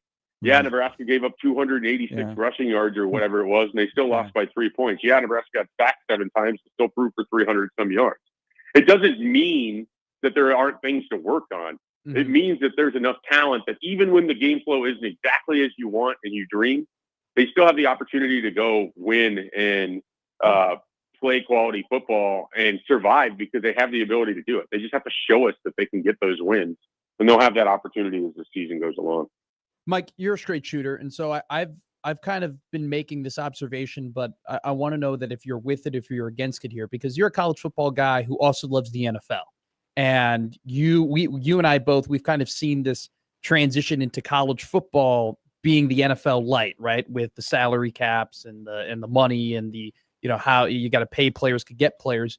Do you think that there's been a bit of a delayed reaction, not just from Nebraska, but maybe just college football in general, that college football is the NFL now, and that there are teams who are scrambling a little bit, who are like, oh, we actually have to like allocate our assets in a different way, and we have to, come in with a strategy in how we spend our money, and that we can't just give all the money to the best players. Have you observed that maybe that there's been a delayed reaction to that? I don't know that I have enough data to say one way or the other. I mean, I certainly think in individual instances, there's got to be programs that are like, we want a mulligan on this. Sure. We didn't go about this how we exactly wanted. I think, when Matt Rule talks about their situations with running back, I mean, what he's also not saying there is that they spent way more on offensive linemen than they ever had budgeted for it. I mean, let me rephrase that. I think they had it budgeted to spend on offensive linemen. I think the ones they really wanted cost a lot more than they were prepared for because the market dictated that. And every transfer portal class is going to be a little bit different in that regard, kind of like every free agency class, where some position or some players might just get pushed up because they're clearly the best at what they do, or there's not other key positions that are as plentiful, so money isn't being spent there, so that means money is going to be spent somewhere else.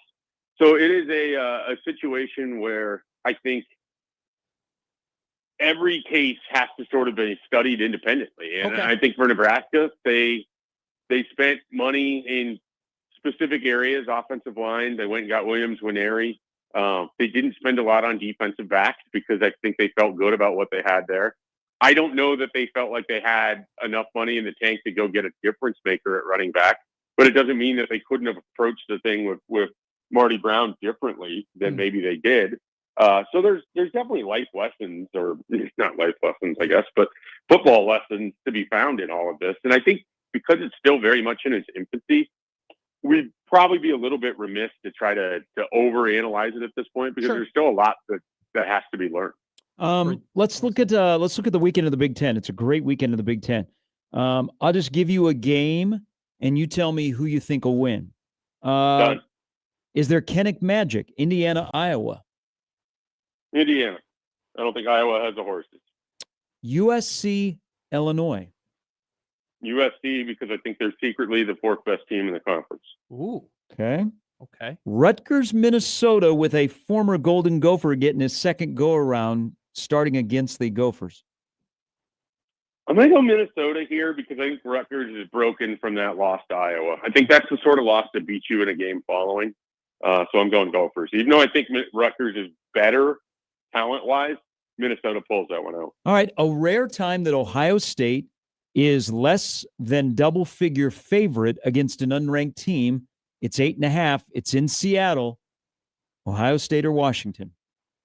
What time is this game? Is this a night game? No, it's 2:30. So it's 12:30 in Seattle. That needs to be a night game. We needed that as a night game, I think. That's a mistake from the TV people. But I'm excited for that one because Washington is another team that I kind of had in my, hey, watch out for these guys in the Big Ten. So I want to see what they didn't look great when I watched them against Colorado State. I haven't seen them much since then.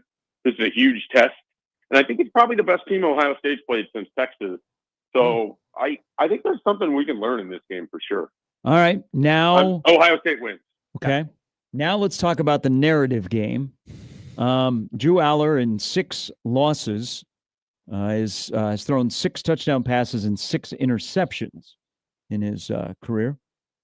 Yeah, they're losses, like they're big games that matter losses. The Wow. 6 of those that he's lost, he's 6 touchdowns, 6 interceptions.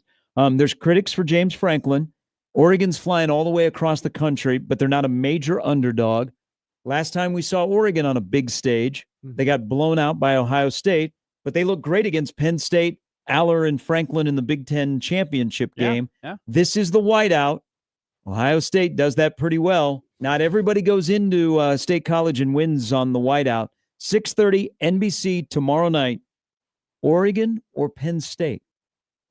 Taking Penn State, that's my national champion. They haven't played great this year. I think that's the caveat. They haven't looked like the sort of team that, you expect to win the national title, but I think they have that team in them. And this is their big opportunity. You mentioned how Oregon looked against Penn State. I thought coming out of that game in the conference championship, that was kind of the Drew Aller coming out party. I thought he played well in that Big Ten championship game. I think there's some confidence there. Despite the record in the big games, I'm a James Franklin guy. I think he's a great coach. I think he's built a hell of a program. I think Penn State's fortunate to have kept him with all the other suitors that have come along. So I'm going Nittany Lions on this one. I'm also a little wondering, big game for Oregon so far. Does Dante Moore still play like Dante Moore has against, Great point. Mike Gundy's teams and other teams that they've faced so far this season? I'm not so sure. I've been allowed to ask you one more question here, and I'm going to apologize because it's low-hanging fruit, but this question might get you fired up, and so I have to ask it because one of my favorite Mike Schaefers is just fired up Mike Schaefer. The discourse around Dylan. I think I know your answer, but how silly has it been?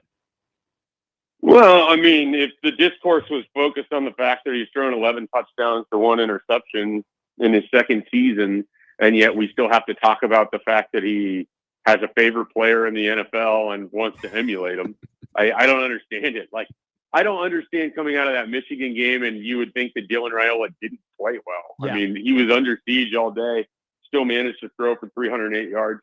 Don't tell me the Hail Mary doesn't count. Otherwise, we can take one of Justice Haynes' 75-yard touchdowns off the board, and we're not talking about defense the same way. So that's how it works in football. They play the game, you get the stats you get. And Dylan so far statistically has looked pretty good. I thought he gave Nebraska an opportunity to be in that game on Saturday that they otherwise wouldn't have had. And honestly, if he hadn't done the work that he did in the offseason, I think that game would have looked a lot worse and Nebraska would have given up double-digit sacks. So, frankly, I think he played pretty well considering the circumstances. And I think Dylan's been great so far in year 2, and I'm excited to see where this goes. There's 8 games left, and he could have a pretty fantastic season if this goes how we think it is. He's getting a lot of help from his wide receivers. I do want to add that. I've started the Dylan Defenders Club, also known as the Double D Club. Would you like to join? Would you like to be a part of it? Are there monthly dues or meetings? Do I have to actually do anything, or can I just No, put we a can just badge next to my name on Twitter? No, we're just gonna add you to the list of Gary Sharp, Josh Peterson, and Caller Dave. Okay. Yeah, that works for me. Okay, as long as great. I don't have to actually do anything, I'm usually pretty good to support a cause. This is a tease. There's another rant on the Sunday side session that we went an hour and 18 minutes together. My God. Schaefer has an opinion about the running back position. I've had one for roughly 10 years now. Yeah, that you let it rip on Sunday, and I appreciated it. Yeah,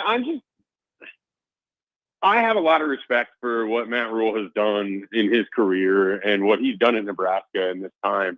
I'm just tired of sort of the discourse about the running back in that they're so excited about what they have and, they think these players are going to be great. And I understand sometimes you're building your guys up through the media and that's the reality of what you're trying to do. And at the same time, if a player is that good, Quentin Ives is getting off the bench against Michigan. Like you're utilizing him if you think he's that good. And it tells us what you really think. And it also tells us that you knew going into this that you had an issue at running back and you still went into the season where you had one guy who'd never been the starter for the full year and nothing behind him. I mean, you moved a wide receiver to running back and it hasn't gone that well. I still think he's going to be a wide receiver in his career. I think he's going to be a good wide receiver. But the position deserves more attention than it's received. I think E.J. Barthol has skated a little bit in terms of what expectations should be in getting recruits to play running back at Nebraska. I think he's been great in other areas. I don't know if you get Claude Mpuma or maybe even Trey Taylor without E.J. Barthol. So I'm not trying to just run him out of town by any means. But the expectation for a Power 4 team, for a Big Ten team, should be so much better at running back than what Nebraska's room is. And I think it's unacceptable. And it's similar to me to the special teams thing, where it's the sort of thing where everybody sees it and the head man knows it, and yet he's still trying to convince you that no, it's fine. It's fine. Ed Foley's got it fixed. That's what we heard after game 3 last year or whatever it was. And that wasn't true. I think it's the same with the running back. And that's frustrating to me because we should be on this point. You're in your 3rd year running the team. These are your guys. They've always been his guys, but these are your guys. This is your program. That's your running back room. That's on you. Yeah. Schaefer, I appreciate it. Thank you. All right, guys, I appreciate it. Tough day for everybody. Thoughts with Verszall's family and his many, many friends. Truly a great guy. Yep. Well said. Thank you. Thanks, Mike. We'll take a break. We'll try and get to as many memories being shared. Yeah. Maybe sneak in some picks for the football weekend. Great weekend of college football. We got LSU and Ole Miss are playing. You got Georgia and Alabama are playing. North Dakota State and South Dakota are playing. Cole Payton's having a great year for the number 1 ranked team in FCS. And then a good slate tonight. Florida State at Virginia. Yeah. TCU at Arizona State. I'm excited for that one. And That'll then be interesting. Houston at Oregon State. Yeah, that's a weird line too. That's like That's a weird game. Yeah. Oh, just in general. Yeah, it's 13.5 Oregon State. I'll tell you right. I'm a Big 12 honk. You know this. Yes, you are. TCU, Arizona State. Hell freaking yeah. That'll tell you a lot about that conference. TCU might be the 2nd best team. All right. Josh Hoover, baby. Learn right. his name, man. All right. We'll step aside and come back with more of Gary and Matt with Jimmy on 1620 The Zone. Football is back, and Underdog is the best place to make picks and win money all season long. You can play right now in Nebraska. Playing on Underdog is easy. Just pick whether your favorite players will go higher or lower on stats like touchdowns, receiving yards, interceptions, and more. Get your picks right, and you can win up to 5,000 times your cash. You can play with as little as $1. This week on Underdog, I've said it all week, piggybacking with Josh because I agree with him here. Hey, anyone playing the Cowboys this week, it's the Packers. This week, it's Micah Parsons returning to Dallas. Expect all of the above to do well. Maybe Dak Prescott will do okay too. But take the over on sacks. Download the app today. Sign up with promo code ZONE to score $50 in bonus funds when you play your first $5. That's promo code ZONE.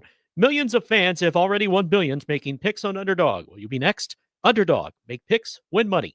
Must be 18 plus at present in Nebraska. Terms apply. See assets.underdogfantasy.com/web/play and get terms _DFS_.html for details. Concerned with your play, call 1-800-GAMBLER or visit ncpgambling.org.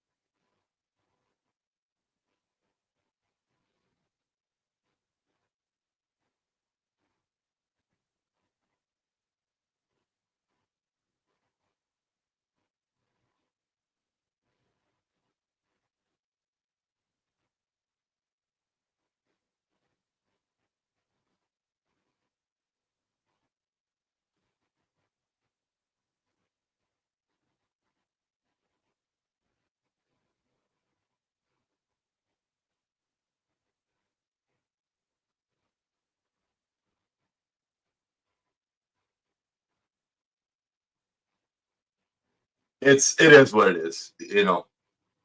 I like to try to find like lessons to learn out of things in life. When you're born and raised, and parents out there, pay attention. Okay, if you have children, pay attention. When you raise a child that is never wrong, it's never their fault, it's always someone else, this is what you get. Okay. And if you don't think it's your child, it is your child. Because I dealt with it last night. When you raise your child to be never wrong, they are wrong, and this is what you get. You get petulant children that will point fingers and never take blame for anything. And you got good people that will defend them. God bless them, but I ain't that guy. I call it what it is, and good riddance. I wish you all the best. That was our friend, Matt Verszall, shortly after Scott Frost had been fired. One of one. Head football coach at the University of Nebraska. Welcome in. Only a little short time here on the show. So I want to get it in as many of these memories as we can.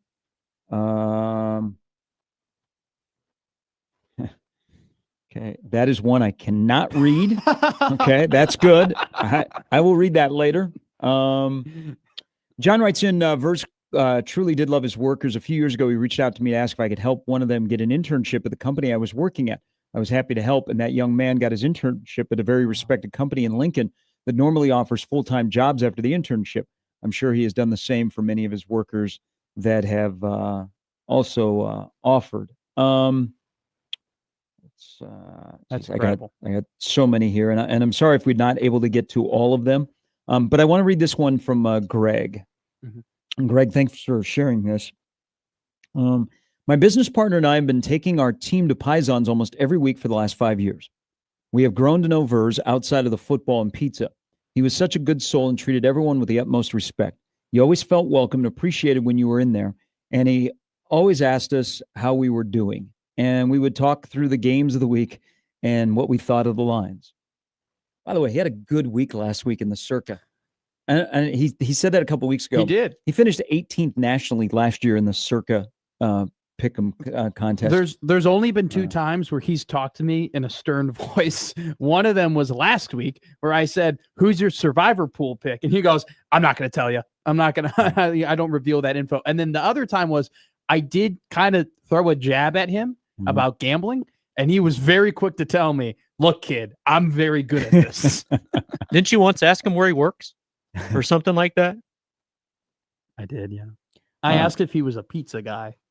Just like if I asked that was Doug, the first time. Yeah, that was also like when I asked Doug if he worked at a bank. We've had a couple of those. He was great with it. Oh, Like, they both he were great gets with it. it. Yeah. They both get it. More to Greg's email. We recently hired one of his employees onto our team and have been very impressed with his work attitude and readiness to work.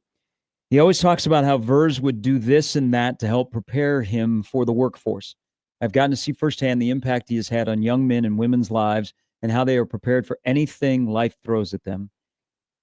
And this is all because of his passion for these kids. A quote that has struck with me was after I asked our employee if he was ready for something, and his response was, "I work for Verz. I think I'm ready for anything." Thank you, Greg.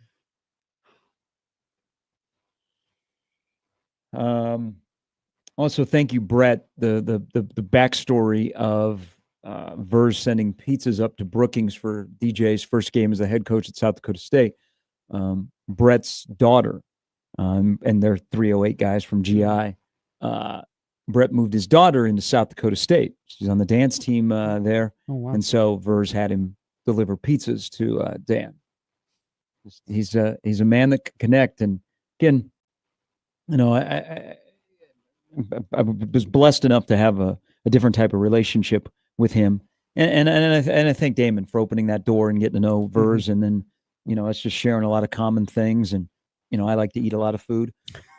So he happens to have a pizza restaurant, but this is the sign. He always made you feel important.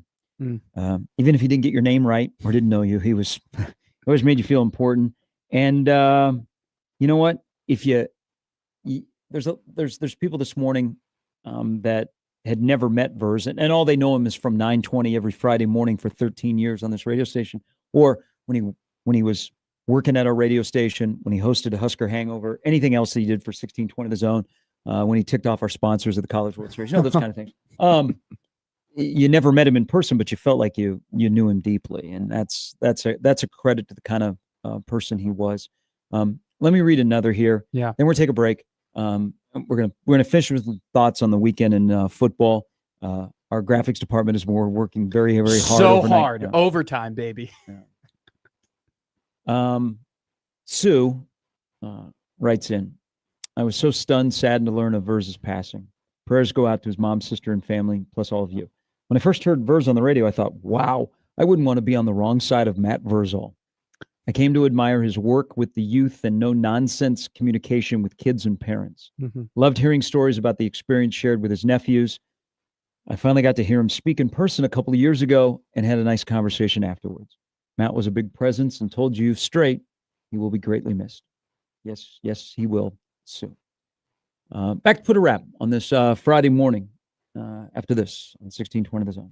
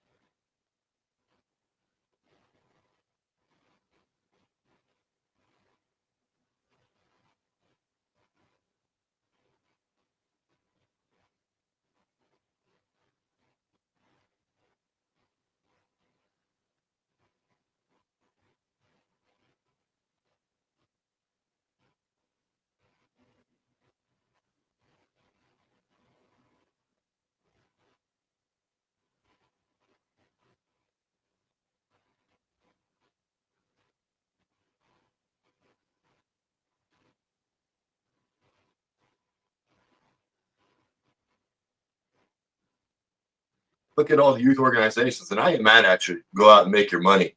If you have people that are dumb enough to not realize that their child does not possess the skill to move on to the next level, but you want to go start your own team and basically buy your own franchise inside of whatever little youth organization you're going to make.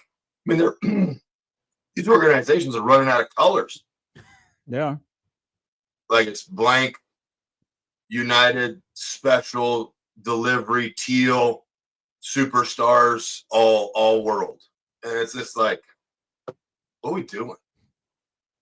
Like you get mad at a coach because your 5 to 13-year-old kid isn't feeling what you get as the correct playing time. Now, there is part of this, there's a two-way street. But some of the coaches out there are trying to live their glory days and make sure that they win their city title, which if you're basing your life off a city title, then you probably should hang it up anyway. Our good friend Matt Verszall, who would take anything to go to lunch at Pisons today and see that person that is messing around if they order a beer and the bottom of the glass has the Pisons magnet and their special system. And somebody goes, what happens if you poke the magnet? You poke the magnet and the beer comes out and it's all over your lap, which seems to happen maybe once a week at Pisons because people are, they. I've done that before, by the way. FAFO. If you're just joining this morning, just the terrible news that we found out yesterday. And I've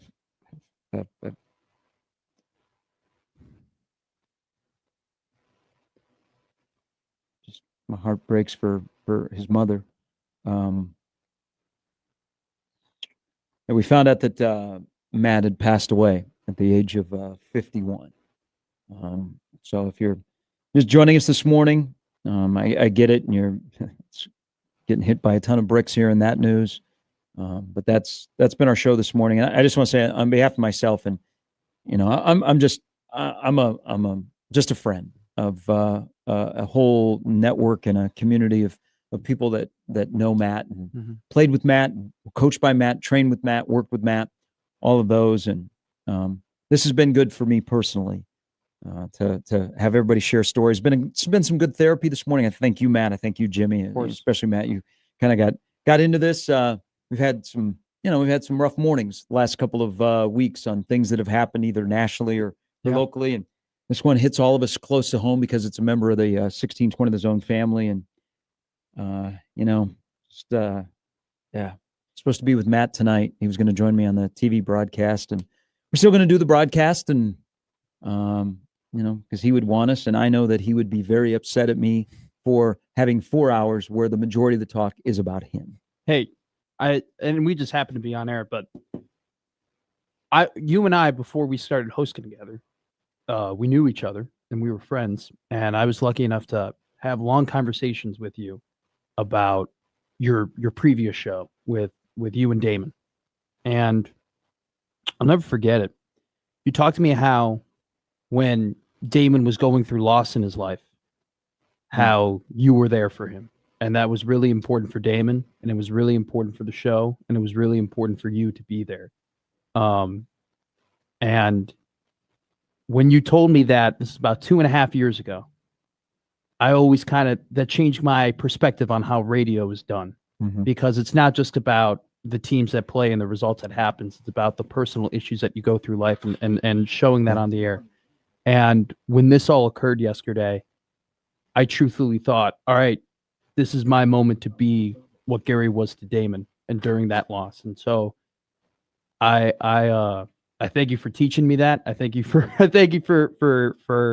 putting that in my brain, and I appreciate your thanks, because I feel like that's what I was made to do today. I appreciate to be the person that you can bounce things off and we can have a good time talking about a great friend of yours. Kid, how old are you? I'm 23. I'm trying, man. That was a line that Verz would use on Matt. All right. Well, look, as we wind this down, and we'll need all of you for all of us to make it through.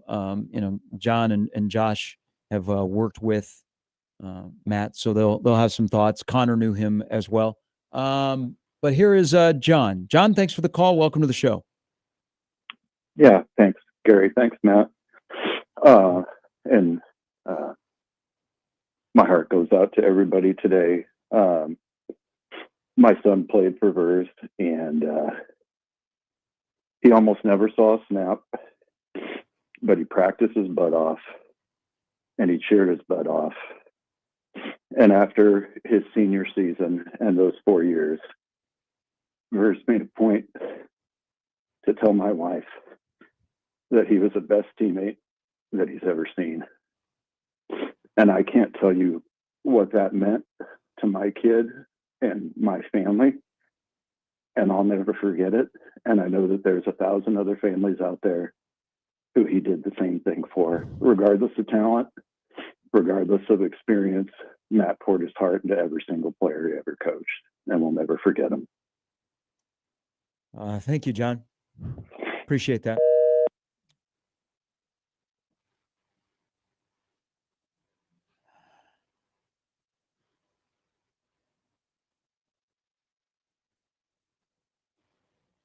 Love you, man. Live, laugh, and punt this weekend, everybody. Make memories. Tell the people that are closest to you that you love them. And do what Matt would have done. Enough said. Thanks again on behalf of myself, because it's been a crappy 24 hours. And this show's been good therapy. And we'll do the right thing for Matt. We'll get through it. We'll help each other out. But share Matt's stories. Share Verz stories, because they all have, similar to what John just said, and they show what kind of a person he was. And he was an A+, one-of-a-kind dude that I'm glad that we got to share with all of you. But most importantly, he shared with us. We'll be back in on Monday. It'll be back to a game week. We'll need that. We need the sports this weekend. It'll be a nice little distraction. But thank you to everybody. Connor Happer Show is coming up next. Thank you to Matt. Thank you to Jimmy. Love you, my brother. Best football guy I've known that also made some pizza and a damn good slice. Connor Happer Show is coming up next. We'll see you on Monday at 6.